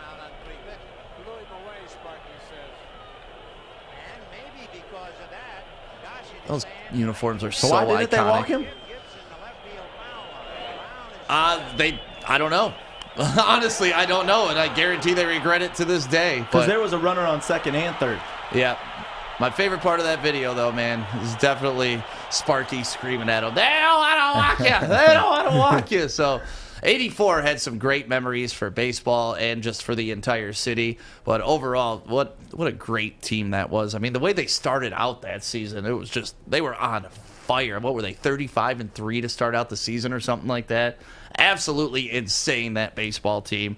Moving on, number 5. This could be higher on the list, but I think it's not, just because, I don't know, there's some other big things on this list, and I think it could be because it's something I think we all experienced. We all were pretty much alive for. The 2004 Detroit Pistons championship. Going to work, baby. I think that is appropriately placed. I mean, you know, depending on what type of sports fan you are, you could raise it higher, but I think it's definitely a top 5 Detroit sports moment, because outside of Detroit, the entire world wrote off the Detroit Pistons. This was supposed to be a sweep. LA was going to come through and just steamroll the Pistons, and Shaq, Kobe, Karl Malone, and Gary Payton were about to get the easiest ring of their life. Right. Look at Memento And then, you know, something happened that we like to call in Detroit a 5-game sweep, because they really didn't win game 2. The Kobe Pistons won game 2. Kobe won game 2. Kobe did. I don't even really want to say Kobe won game 2. I just say the Pistons just gave away game 2. Like Luke Walton won game 2. Now, honestly, remember that? We got Luke Walton. We were talking about that the other day. Like, which guys have shown up out of nowhere. Luke Walton was another one. We got Luke Walton in game 2. What did he do that game? He just went off on us? Or he had just played fundamental basketball, Yeah. was feeding out of the post, like dropping off passes. Luke freaking Walton. Just making a difference is what Luke Walton did that game. Then they came back to Detroit, didn't get a night's rest at the Townsend, and then the rest is history. God, I miss those days, man. I was one of those guys out there banging stuff at 2 in the morning. I knew it. You know, like, listen, man. Like, this is our team, man. This is our squad. If we could, I couldn't play in the game to help, but what I could do is make sure that Kobe Bryant did not get an ounce of sleep. That's the one thing I could do. Clocked in for work every night. And the Birmingham cops, to their credit, were very cool during that time. They'd escort everybody away, but they weren't making arrests. And then, of course, you know, the crowd would go right back to work. And I mean, because they knew what was up. They're just like, hey, you know, that ain't our team. They were fans too. Yeah, they were just like, they were just like, okay, guys, calm it down. We're gonna turn our backs and, you know, go back up there if you want. Just pretend like I never saw it. Yeah. So that is 10 through 5 on the list. Number 10, Barry Sanders rushes for 2,000 yards. Number 9, Maglio's home run against the A's. Number 8, the Lions win a championship, baby. In what year? 1957. Number 7, Yzerman's double overtime goal against the Blues. Number 6, Gibby's 84 home run with Sparky screaming, "They don't want to walk you! I don't want to mock you. And number 5 on that list, the 2004 Pistons championship squad. So we got the top 5 coming up next, and let us know who you think should be in the top 5. What sports moments do you think are the best in Detroit sports history? And we will find out the top 5 coming up next on the Woodward Sports Network. Hey guys, I'm D-Mac. Hey guys, I'm Pilar. That was a little slow. Right. Hi, I'm D-Mac. I wasn't ready. I was doing this. Hi, I'm D-Mac. Hey, I'm Pilar. I'm Maz. You're lit. Hi, I'm D-Mac. I'm Pilar. I'm Maz. We suck. You suck. Catch us Monday to Friday, 3 to 5. Every day right here on The Hook. On Woodward Sports Network.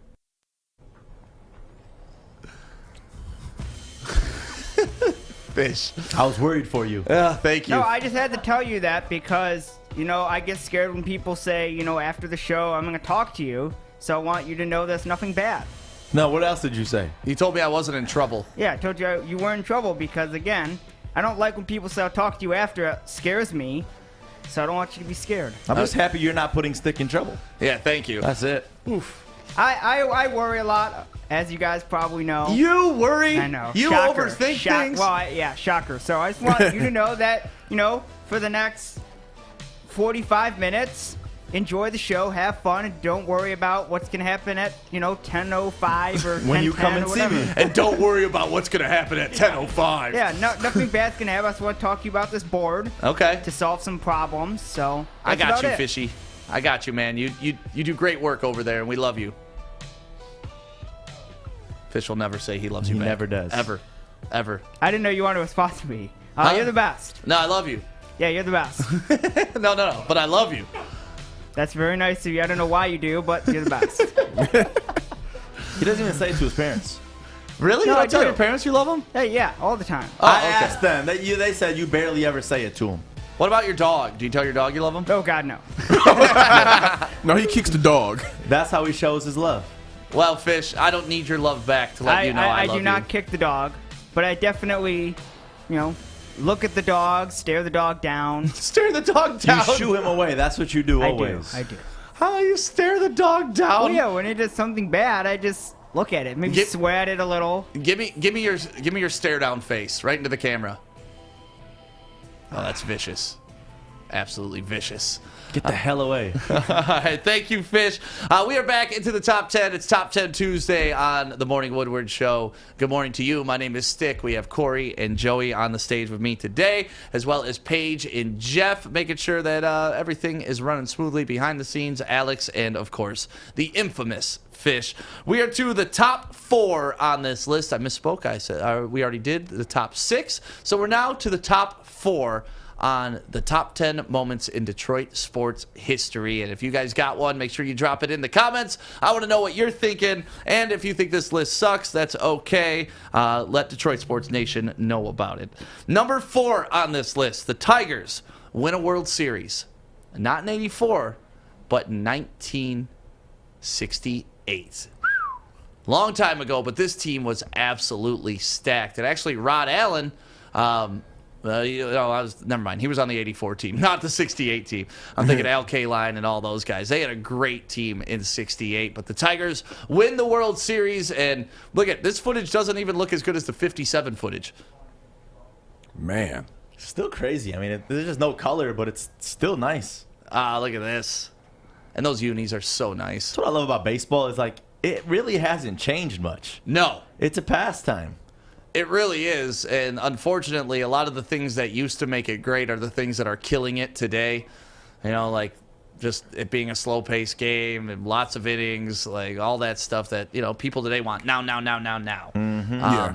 Baseball hasn't changed. People have. Like, we've sped up as a society, and I love baseball. It's such a great game to me. There's such great strategy that goes into it when you play it the right way, not just swinging for home runs every time. Like, back when baseball was played right, and even when Jim Leland was here, we played baseball pretty much the right way. We were bunting over to move runners, creating runs, like just manufacturing things. Mm-hmm. So, yeah, the Tigers in 1968. Did Maz make this? No, but you got to honor the championship teams, right? Number 3 on this list, Bad boys. Going back to back. Going back to back. I mean, what more can be said about the 89-90 teams? They're just absolutely great basketball to watch. If you go back and watch the footage, it's like, man, basketball has definitely changed over the years. If you go back and watch basketball from the 80s and watch it from today. I think when you talk about that Detroit versus everybody mantra, this is really where it originated from, in my opinion. I could be wrong, but this team was really Detroit versus everybody. The Bad Boys are, to this day, one of the most iconic teams, not just in Detroit, but in sports history, and got to have them up there. That back-to-back was just great. Isaiah got he already had a ring, but he finally got his finals MVP, and great team. Could have been a three-peat. Yeah, should have been a three-peat. Yep. But, NBA with the phantom foul, you know how that goes. I just remember watching those games as a kid. I was like 8 or 9 years old, and we went on a road trip with my family across the country, and we'd stay at all these little campsites across the country. And, you're 8. You don't really realize the rest of the world hates Detroit at that point. Yeah. And I'm wearing my Detroit Pistons bad boy stuff. I got on the jumpsuit, and literally kids are talking trash to me saying the Pistons suck. And you know me, like how my brain works, like very logical. If they're champions, they don't suck. And I couldn't figure out as 8-year-old me why all these people from around the country thought our team sucked when they were the champions. But like you said, that's where that Detroit versus everybody mentality started to fizzle up just a little bit more. Yeah. I really wish I could have appreciated that team. I mean, what was I? 4? Yeah. See, that's how I am with the 84 Tigers. Yeah. I know they were a great team, but I don't really have that appreciation because I was 3. I just remember wearing the shirts, and that's about it. But actually, remember the parade and stuff, and I don't remember that. Hey, it's on its way back, Corey. Soon enough, we'll be able to appreciate. Oh, man. God, I can't wait for this next generation of championship teams to roll through Detroit. I feel so bad for guys like Mikey TikTok, for Jeff, for Paige, for Fish, who've never been to a championship parade. I've never either. What? I told you I've never been to a championship parade. But you've been alive for something. You just elected not to go to the parade. Yeah, that wasn't something my parents ever did, Yeah. I wasn't driving when it all happened. Yeah, see, that's the thing. I mean, as an adult, experiencing it as an adult. Yeah. Because, when the Pistons won in 2004, I was 23. The prime age. Working for a radio station. I had my media badge to go to the parade. That is literally the one moment that I've never seen anything like that, where that moment literally shut down the entire state. Yep. Metro Detroit it didn't matter where you were, downtown, 7 Mile, 8 Mile, Royal Oak, it shut the whole city, Metro Detroit down. Oh, God, it gave me goosebumps. You just saying that. Because I remember I was living at the Jeffersonian at the time, man. Oh, man. So this was all outside of you. I lived on the 28th floor, so I had a great view of downtown Detroit, and you could just see cars lined up. Jefferson was just packed. Everybody just parked out of their cars, partying. I went down to Jefferson, and we had a great time that evening. Man, you think Christmas tree lighting and fireworks shut the city down? Nothing. The thing is, it was all celebration. Nobody acted stupid. Yep. No violence. Reports of somebody acting ass. It was just one of those really great feel-good moments. Yep, another great feel-good moment for the city of Detroit. Coming in at number 2, we got a guy that works on this network that was a part of this team. The 1997 Red Wings taking home the Stanley Cup. Lord Stanley. Yep, this was almost like their breakthrough moment because when I grew up, the Red Wings were called the Dead Wings. Yeah. Nobody gave a damn about them. They were getting swept out of every playoff series that they were in. And then all of a sudden, this team comes around. And my God, not only did they change the game and the way it was played and how you recruited foreign players and the Russian 5, just so much went into this. There was that huge, long drought between, making it to the finals. And this team just took the ice and played hockey in such a different way, so fluid, so fast, and also so angry. And look how big Eric Lindros is. That guy was such a monster. And this is really what changed for the Red Wings, because how many years was it before this that they didn't win a Stanley Cup? It was like 20, 30. So it's like, and D-Mac was the one that sealed the deal in that. That's the best part to this. Did you hear about D-Mac's bet with his brother? No. Or it was either his brother or his friend growing up. I don't want to misquote him there. So either his brother or his friend were fans of the Maple Leafs, right? And because D-Mac grew up in Canada, but not too far from here, D-Mac obviously was a fan of the Red Wings. And the bet was that the Red Wings would win a Stanley Cup before the Maple Leafs. And D-Mac was the one to score the winning goal for the Red Wings to secure. You imagine making a bet with somebody like that when you were young and then being the guy to hit the shot to win it and then call your boy up and be like, aha, gotcha. How awesome would that be? Like, that'd be like you, your boy's a fan of the Lakers. Like, nah, Pistons will win a championship before. And you hit the buzzer shot to beat the Lakers. Like, it doesn't happen. Dude, I'm calling and I'm not even gonna say your name like, hey, what up? I'm just gonna first sentence. You see that shot I hit, right? You see that goal I hit, right? Right. Oh, so how your family doing? Oh, okay. Yeah. You don't even gotta talk. Just send that Venmo link. Right. That's it. Just send it. There's nothing more you could do. Because think about just not only the chances of you going professional, going to that team that you had that bet. Like, what's the chances of that? That's 1 in a freaking billion. When D-Mac told me that story, it was just like, man, the world is a crazy place. Like, life is such a crazy thing. Because you know how many kids have said that to their friends, growing up, and just playing, mini sticks in the driveway or something like that. Like, I'll bet you the Red Wings win first. And then to grow up and be the guy to seal it for your team, just... Honestly, that's such an amazing full circle story. I love it. I love it. So shout out to D-Mac and shout out to everybody who was a part of the 97 team. Stevie Y, we see what you're doing now, too, as the GM, and we love it. Now let's get on to it. What's up, Scotty Fish? Bowman, too. Well, I was going to say we should take a screenshot of the graphic and tell Maz, or take a guess of how many of those events he's been to.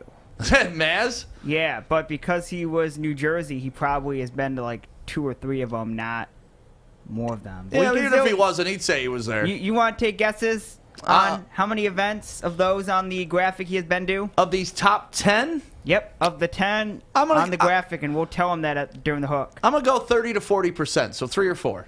Okay. 3 or 4 is what I feel comfortable with. Joey, Corey, any guesses? I don't know if he was at Barry Rusham for 2000. He was probably at Maglio.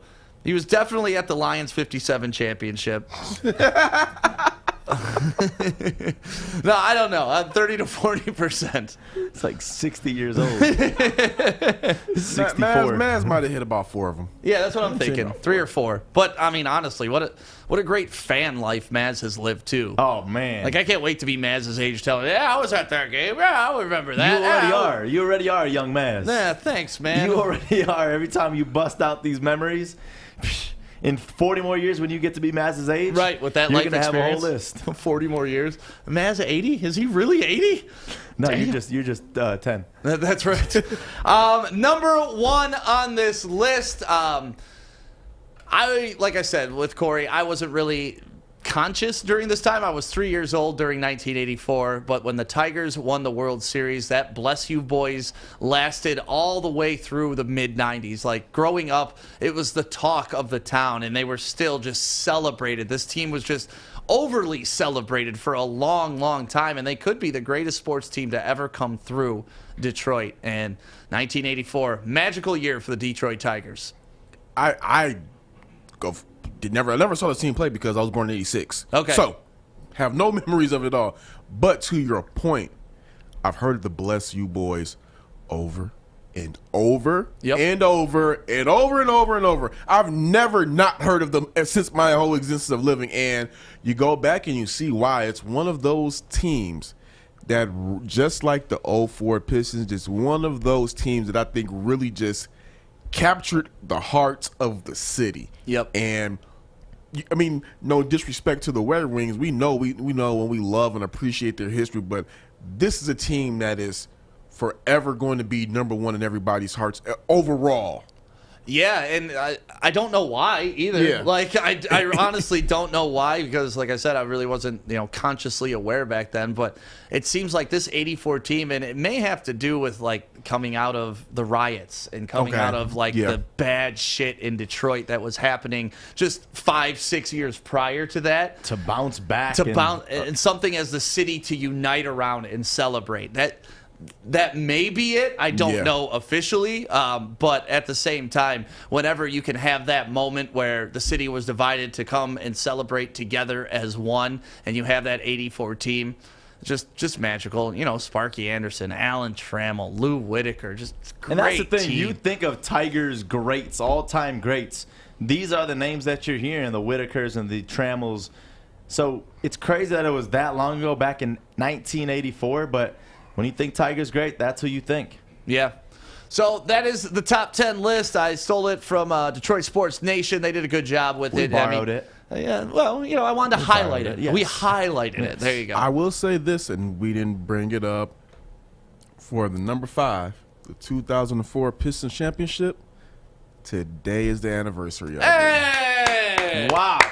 Chauncey Billups, Ben Wallace. I mean, I think I can name all 12 people on that roster still. I'm pretty sure I could too. All right, let's do it. Let me see. So you got Let's start with the starting 5. I mean, that's a given, right? So we got Darko Milicic. So Ben Wallace. He was on the squad, whether you like it or not. Dude got a ring. He got a ring and we don't. Ben Wallace, Rasheed Wallace, Tayshaun Prince, Rip Hamilton, Chauncey Billups, Lindsey Hunter, Mike James, Eldon Campbell, Corliss Williamson, Memo Core, Darko Milicic, and come on. Oh, I got the last one. I got the last one too. I know. I said Eldon Campbell already, right? You already did. You said Soup. Soup. Eldon Campbell. Oh yeah. I don't know why the last one is drawing a blank to me. And I know I'm nickname was Duncan. Oh, I didn't even know that. Duncan Darvin Ham. Really? Yeah. I keep forgetting about that. I remember because he was talking so much shit after that. I don't game. explain. I don't understand that nickname though. Why that because nickname? Darvin Ham used to be jumping out the damn gym. No, but Darvin like for Ham him. could grab the dollar off the top of a backboard if you needed to. Like Darvin Ham had hops. If he ain't have nothing else, he had hops. Yeah. Darvin Ham would have definitely stumped me for a minute. Yeah, he's coaching in the league now. Yeah. Still. Yeah. So shout out to Darvin Ham. I was born in '84, so it's been pretty rough out here. Yeah. For Tigers fans, it has been rough. That's why that 06, 08 run was pretty fun. Whew, man. What a great top 10. I love going down the memory lane like that. And yeah, Duncan Darvin Ham, it's good to get your name back out there to the public. And it's crazy that this many years later, we can list all 12 people on that team. And, and I could even list, you got Larry Brown, you got Mike Abdenauer, you got, Larry Brown's brother, Herb Brown, was the assistant coach. Mike Woodson was the assistant coach. Like, we can go deep on everybody gave a damn about that whole whole team. Bill Davison was the owner. And, bullshit. Yeah, the best speech ever. Like that, honestly, that should have been on the list. Bill Davidson's speech at the championship parade. Detroit speeches. Right. They didn't think we could win. Bullshit. Like he just kept saying bullshit. I love that out of Billy D. So thank you guys for being a part of that conversation. And let's not forget about our people at Levels. Make sure you go to @EnjoyLevels on Instagram right now and give them a follow. It's coming up in July, the grand opening in Centerline, and I cannot wait to announce the official date and when we're going to be out there doing our morning show live from Levels. So make sure you're following along @EnjoyLevels on Instagram.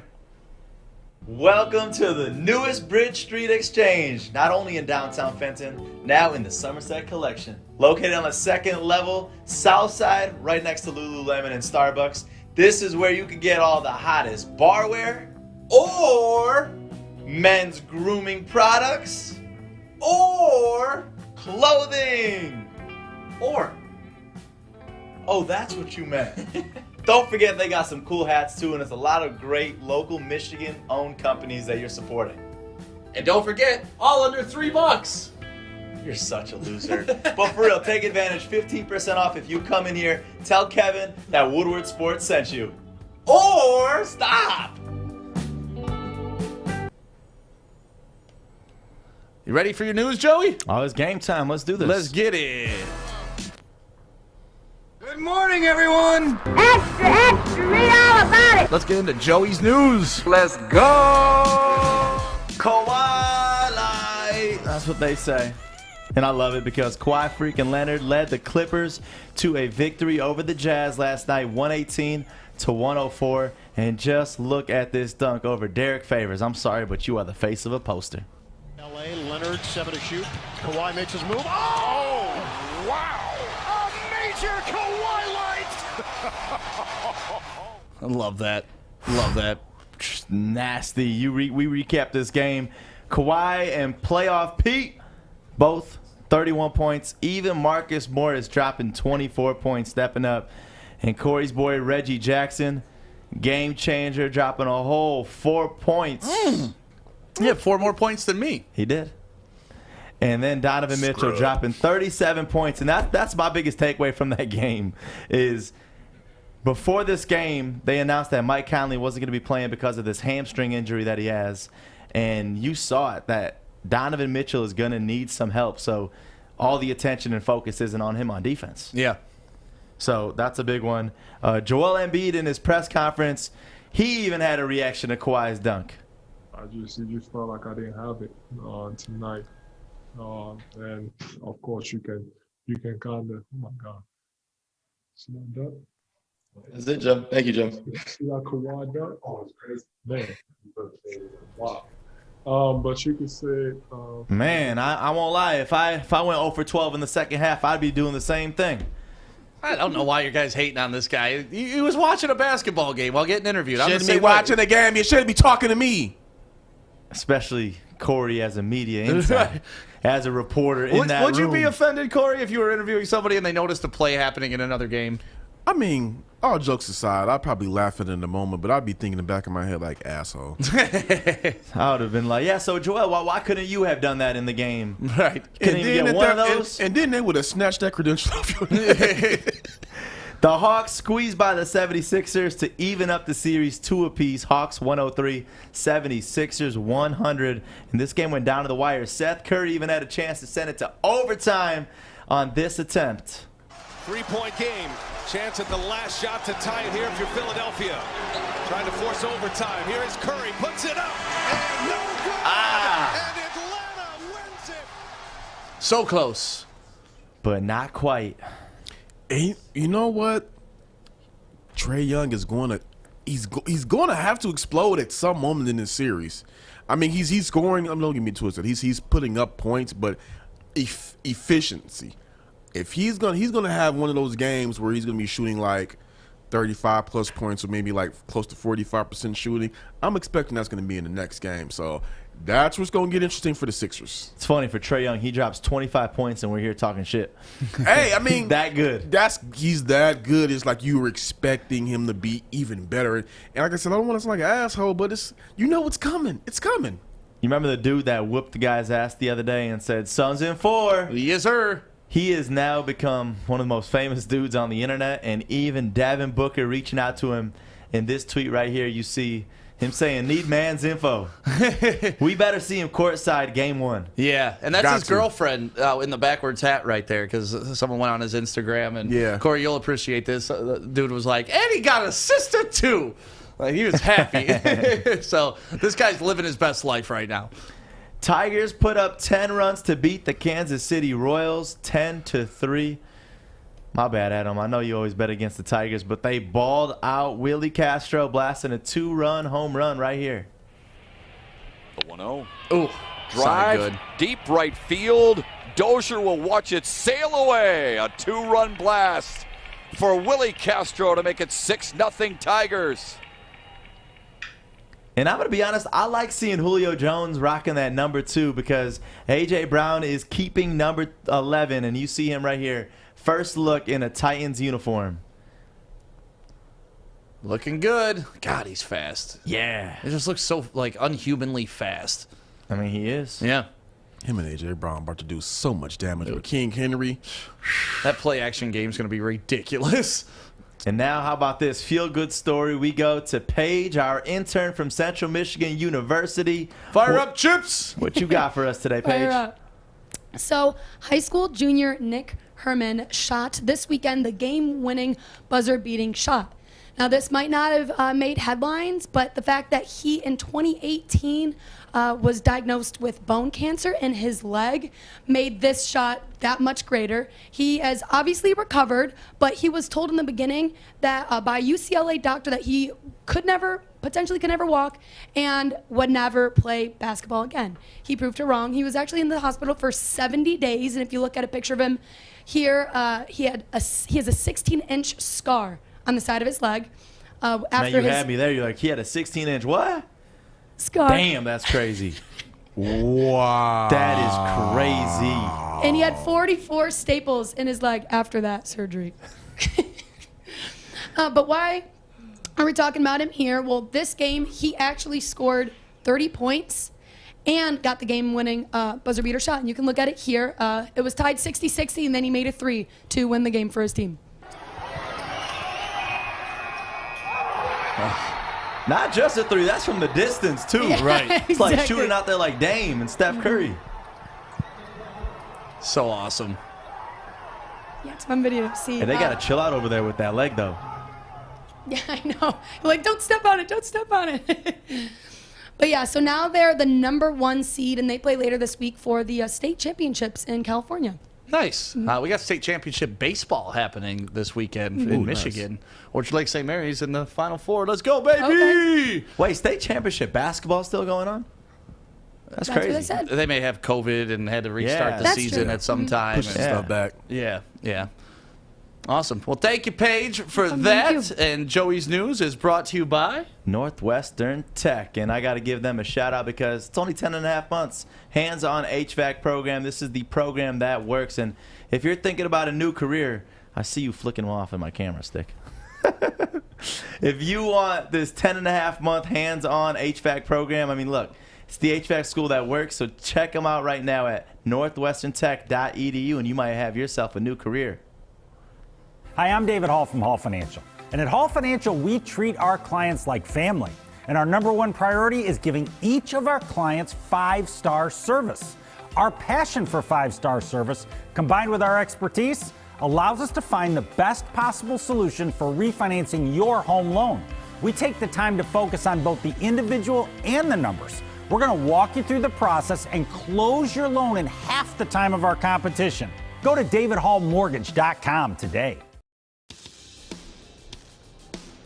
Welcome back. It is the Morning Woodward Show live on the Woodward Sports Network, Detroit's all-digital sports network. And don't forget, your next chance to qualify for that $25K Kick for Crypto is coming up at noon with the Baligian and Bell Show. So we can get you hooked up and get you into the finals for that. Qualify at 9 a.m., noon, and 4 p.m. right here on the Woodward Sports Network. So... we have a bunch of people that work at this network, right? And it's majority guys, which means there's a lot of ego and testosterone rolling around this place at all times. Really? Really. There's a lot of peacocking. There's a lot of, I'm better than you at this, or I can beat you at this, or let's play this. And a lot of competition. It's healthy. It's fun. But then you get some people that are just stupid. And this brings me to Easy. So, Easy has run his mouth around here about his white belt that he has in jiu-jitsu, which, to me, isn't the white belt the lowest belt you can have? Correct. Okay. Well, it is. no, actually, So no he's- belt is the lowest, and then getting a white belt. So he's one step above me. But I would put my fighting career up against Easy's fighting career 1,000,000 times out of 1,000,000. When you say fighting career, though, what do you mean by that? Knocking Like bar dumbass fighting? dudes out in the bar. Yes. That doesn't count, though. What kind of Oh, fighting it is he counts. talking about? Ask Kimbo Slice. That shit counts.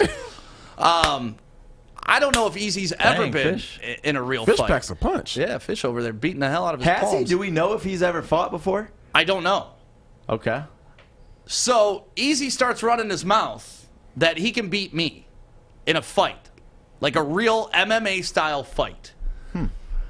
Now, I would murder Easy in a real MMA style fight, so I wanted to give him at least a chance. And now he wants to wrestle or jiu-jitsu or whatever, roll on a fucking mat together. And he thinks he can beat me. See, the thing about that, though, and this is kind of going to defend you, have you done that? Yeah, I wrestled when so I you was did. younger. So Okay. not like I was a professional wrestler Right. or anything like that, or even wrestled through high school. But whenever I got cut from the basketball team, I'd go wrestle. Like that was so my you thing. so you wrestled every single I year. wrestled a lot, yeah, except So for 8th grade. The thing about it, though, it's like when you talk about wrestling and jiu-jitsu, things like that, that's just more all about the training leading up to it. Yes, it's also about leverage and angles and position and stuff like that. Fish, what you got to say, buddy? Sounds like Easy does not care. Like, he wants to fight you. Well, Easy's delusional. I mean, that's really what this boils down to. Easy says he can beat Bruce Lee's ass. Like, so you keep giving him chances doesn't mean anything because he's going to want to do it anyway. Well, I mean, listen, if it comes down to that, he could always say that he could beat Bruce up and all that. It's not going to happen. Well, and here's the deal. This is how it all started. Yesterday, before the Baligian and Bell show, Stick and Easy were talking. I said, man, I'd love to see you two fight. Like, I would. Oh, so you started it. I started it, 100%. So then during the Baligian and Bell show, Easy made it clear that he honestly believes that he could beat Stick, not in a real fight, but in a grappling contest. So this morning I contacted Chris, who owns Allegiance Gym.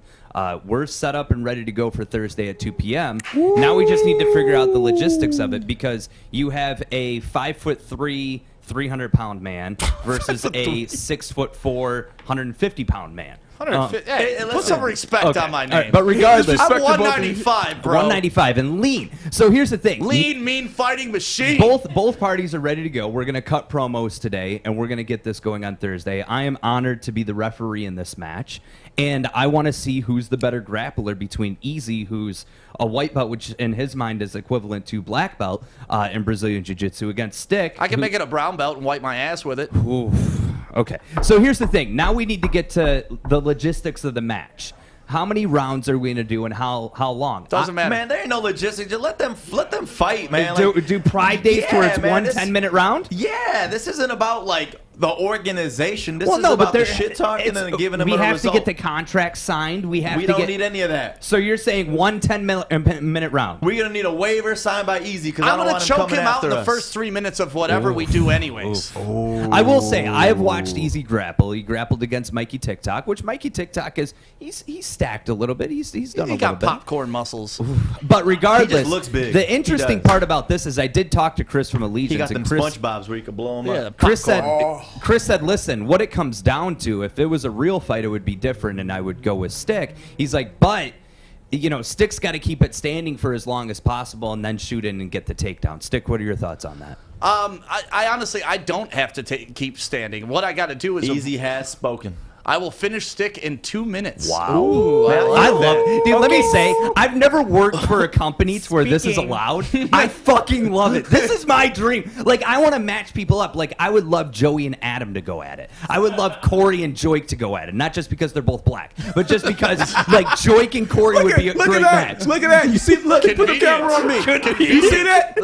And I'm going there. The white man wants the black on black crime. Look at that. But seriously, I mean, what other job do you work at to where this is a reality? So why not start doing and these that's matchups? my fear, though. Like, if we were to really fight, I would seriously hurt Easy. Like, break his nose. Like, really hurt this kid. So that's why we can do grappling, because I think it gives him a chance. Yeah. See, but I don't like that. If he's You want to fight. Yes, if he's saying I'm that he can for fight it. So let's see what Easy says. He's got a minute to respond. But listen, I want the co-main. I've already called this guy out. He won't accept it. But Choff, if you're free Thursday at 2, let's grapple. Time out. Go ahead, Corey. We got to figure something out. Mama Day said, Sammy, don't forget me. Thursday, you got to pick her up from the airport. I do got to pick my mom up. What time? No, Thursday night. Oh, it's Thursday at 2. Yeah, so Thursday, here's my schedule Thursday. Here we go. Here's my schedule Thursday. Coming to work, I get in here sorry, about... I'm going to mute your mic. I get in here about 6:50 in the morning. I'll leave here. I'll go wrestle Easy. I'll beat his ass. Then I got to go play softball, and I'll beat some ass in softball. Then I got to go pick up my mom from the airport at 10:30. And then I'll be back Friday morning at 6:30 ready to beat some more ass. Dude, he's about to go show up to softball and the airport with a black eye. Easy just said that Stick's only way of winning is boxing. Oh, dude, kickbox, anything that involves striking, I would kill him. So Easy, yes or no? Easy's only chance is that he gets me to the ground. Speaking of Easy, we have him on the line. That's why my hand is up. Oh, yes! I love it! Thank you Let's for get it. Thank you for Can I introduce him to the show? Yeah, sure. We got I haven't Easy potted him up Paul. yet. He's one of the Paul brothers. He's just talking a bunch of shit on the show. Welcome, Easy Paul. Stick, please take your mouse off the button.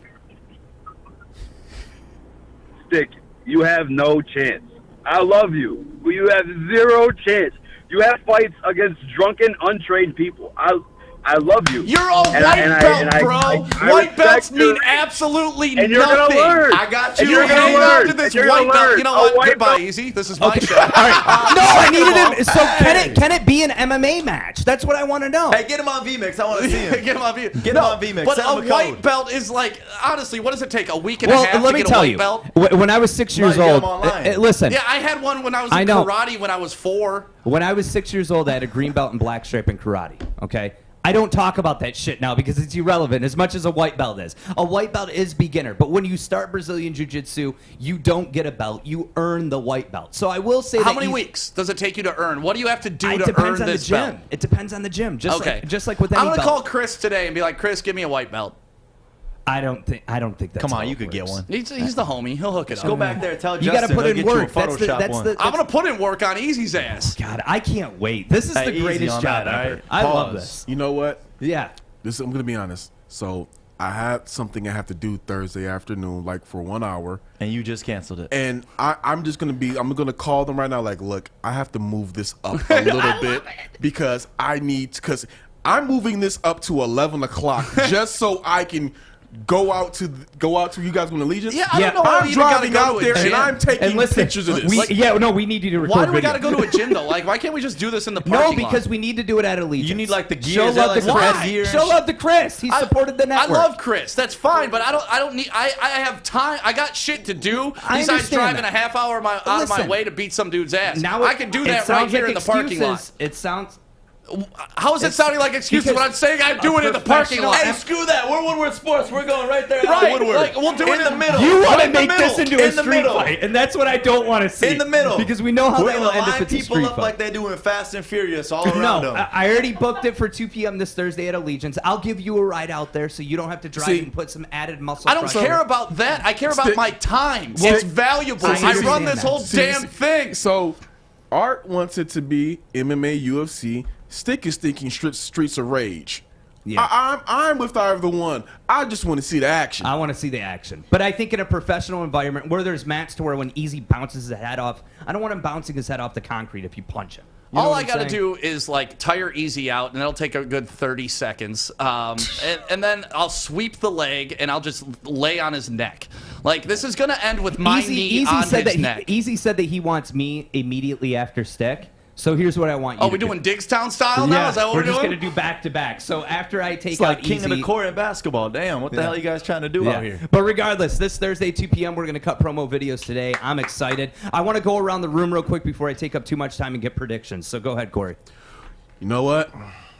It is not just because I do the show with him. Dang! I think I'm going Stick in like less than 3 minutes. Wow. In grappling It's or going to in be a just fight? like sex. It'll be done in 3 minutes. We need to figure out if it's grappling or a fight. Grappling-wise. Let's go around grappling-wise. Grappling, I'm going to give Easy his respect. I think he will lose, but I'm going to give him respect. It might go a little bit longer. It could go either way, but if they're going straight up fighting, okay. I'm It's going not even Stick. a contest. Okay. Hey, Joey. listen, I I know don't we think ain't going to do a Easy's fight. ever hit somebody with a real punch Yeah, in let's his say life. grappling. Go I ahead. know we ain't going to do a fight. I'm going with my boy Easy on this. Wow. Easy. Grappling is easy to kick. on that I never ground. thought I'd be betrayed by my brother, but apparently it happens. It ain't betrayal. I That's can betrayal. step in there and get your back. Actually, I ain't stepping. As Easy the is The big boy. Chaldean way, Joey just Easy jumps is in big and kicks boy. him. As the referee, I'm out. as the referee, I cannot make any picks. I cannot. No, be you biased. could. No, I You and I ain't an won't. official I won't. referee. What's your pick? Fish. What is your pick? I'll go with Stick and is it 3 rounds or 5 rounds? It doesn't matter. Unlimited It's over time. in one. Start the watch and that's it. It's going to be 3 3-minute rounds. All right, I'll go with Stick. Round 3, let's say 2 minutes and 10 seconds in. And the only way to win is submission, right? Submission, tap out, Yeah, exhaustion. okay. If Easy throws up, it's over. That means that he tapped Man, I out due want to a knockout. exhaustion. I want something. You know what I'm man. about to Give do? us some action. You know what I'm doing, Art? Just for you, when we get off here, I'm calling my boy Coleon. I am going to go pick up his BMF belt for this. Wow. Oh, you did not just pull out the belt. So I'll we're take gonna the have belt. a bad motherfucker in here. We already do. I mean, I don't know. I don't think he's gonna let us take it, but at least for the Yeah. Photo op. Yeah. I'm going to try to get the BMF belt Listen, out of I'm him. excited. I will not make a prediction sticking 2 rounds. When I snap Easy's leg and Ragu falls out of it, like y'all gonna apologize. Will you give him his respect for at least challenge, like at least accepting the challenge? I respect anybody that has self-confidence because I'm that way. I think I can do things I can't do, and this is one of those situations where now I get it, where people are like, "You're an idiot," because now that's what Easy looks like. Thursday at 2 p.m. We're going to be cutting promo videos today. They'll be posted on Woodward Sports. belt. I'm excited. Let's go. Yeah. So everybody but me got stick in this. Oh, and Kennedy will be the ring girl. Yes. So. What about Paige? It's a morning show. Paige, you're invited too. We'll have 2 ring girls. It's not going to make it to round. We won't even need a ring girl. That it's is not true. going We to make need it one to per round 2. and it might not make it to the second Man, round. we could have so. a ring girl start off the game. Why not? Let's start off My the match. biggest thing is I gotta figure out how I'm gonna start the match. That's it. Am I gonna be Well, it the all starts aggressor or am I standing. gonna be defend? Well, I understand. And you But know am what? I gonna charge him and try to take him down, or am I gonna play defense for a little bit and try? Because Easy can't shoot. I mean, it's gotta be slow motion when Easy's trying to shoot on anything. He shot on Mikey. He shot. Okay, well that's Mikey. Yeah. Mikey's slow motion you get up this here. look in your eyes, and it goes back to like softball days, I think, to where you were a little stick, just having this look in your eyes of like, I want to tear the world apart. And that's You what put makes me between the lines. I'm a different person.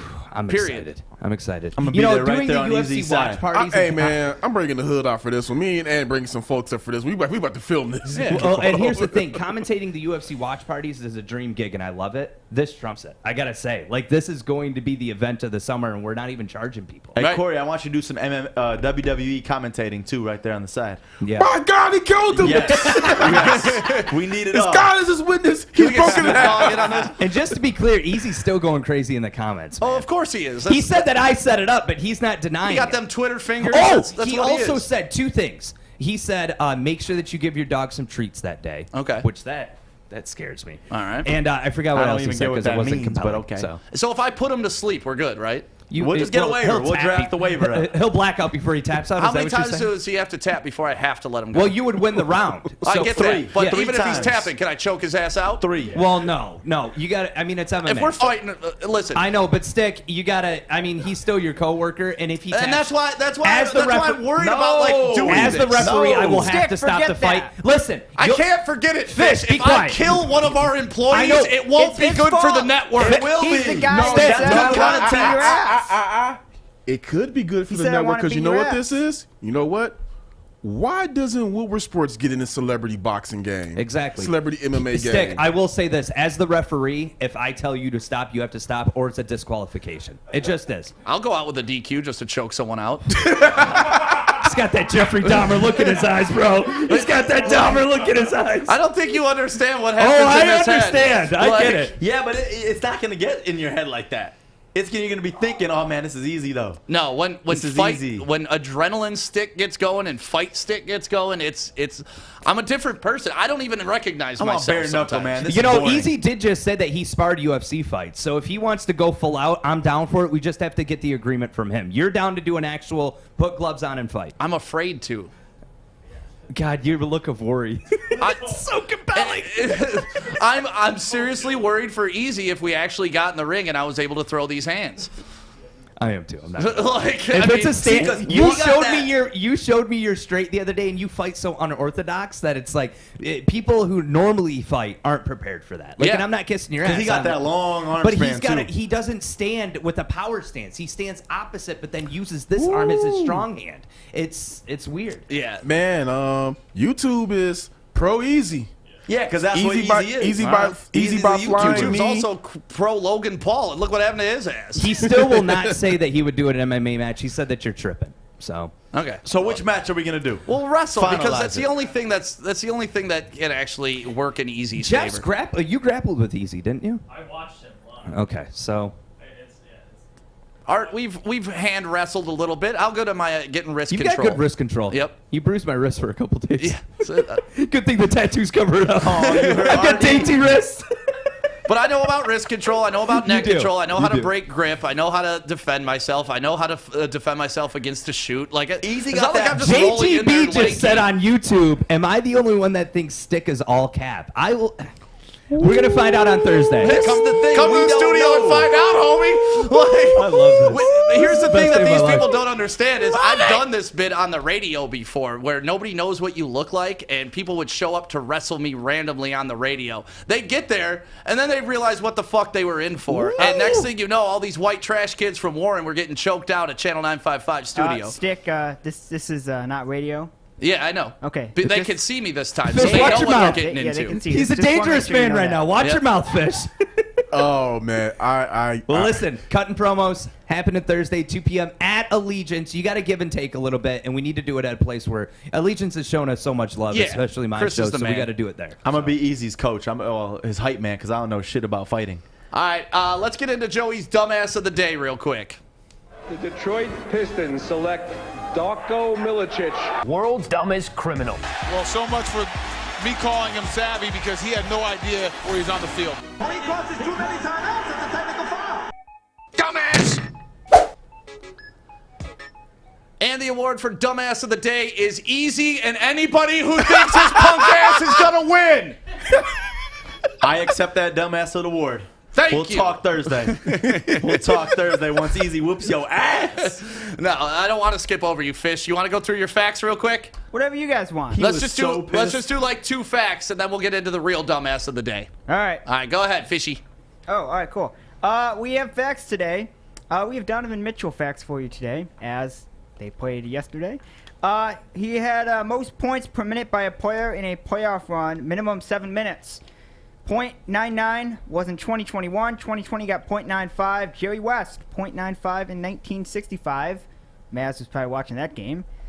He scored 263 points in 267 minutes this playoffs. So he's looked pretty good. Maz is probably watching that game. Another Donovan Mitchell fact. Actually, you know, skip Donovan Mitchell. Let's go to Luke Kennard, because you guys love this guy. Hell yeah. He shot 60% from the field yesterday, 50% from 3, since May 26th, where he got, 0 minutes and $84 million or whatever. That was a great picture you picked of him. So, that was Luke Kennard in his yeah, for since sure. May 26th, since we talked about he got 0 minutes and $84 million, he has done this, and he has a plus-minus of plus 39. Nice. So he's been looking good since we called him out on the show. Good. I mean, hey, getting that he got 4 years, 64 to not do a damn thing. He better look good. I mean, I went in Detroit. Only thing I've ever seen Luke Kennard do is rock a mean blazer. And one of the facts I had, Corey talked about it. Pistons 04. They won the championship. Good job, Fish. On this day, baby. I did have that.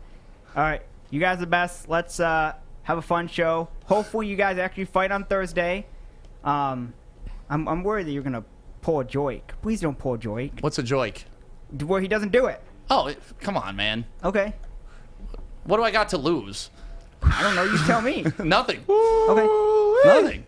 Okay. Well, you cut Easy off, so I'm not a big fan of that. See, Fish, this is how you handle phones. When you're done with them, you get rid of them. Oh, well, and I he was wasn't- done with him. Hey, he's scared, Fish. That's why he didn't want him to get his Yeah, time I to was gonna talk. say, I didn't like how you had control. You just had your button on the X. Well, Easy's not going to like how I have control of his neck either, but here we go. Hey, can we just extend the show by 30 minutes? There'll be a lot of trash talking in the hallways. This may not even make it to Thursday. We may end up throwing down in the bag. It's gonna be like a WWE hardcore match. Yeah. I'll take a chair upside that dude's head. All right, let's get into the real dumbass of the day. Go ahead. Joey, we don't need the intro again. Go ahead. So the Pirates need to be sent to single A after this just awful play. I want you to watch it right here. Former Pirate lines one, and it's off the thigh of Gonzalez and into That ain't center. it. That rocket. Oh. Nope. That ain't it. Away, nobody's there. Pablo Reyes is going to get at least to third base. Stallings was backing the play up at first. The throw. See where this one gets him. Ooh, right on the upper thigh. Awful baseball right there. Brewers did end up beating the Pirates 7-4 for your dumbass of the day there. The Pirates have had a rough season, missing first base on home runs, not having anybody backing up anything. So, yeah, dumbasses. Fundamentals, man. They got to stick to those. At least they get paid millions of dollars to do it, though, right? Well, thank you guys for waking up with the Morning Woodward Show today. We appreciate you. Hopefully you have a great Tuesday. Don't forget, coming up with the Baligian and Bell Show, your next chance to qualify for that $25K in crypto. And then at 4 p.m. with The Hook, your next chance to qualify. And make sure you're following us on all social media at Woodward Sports. We got more chances for you to win coming up, and have a great Tuesday. Peace.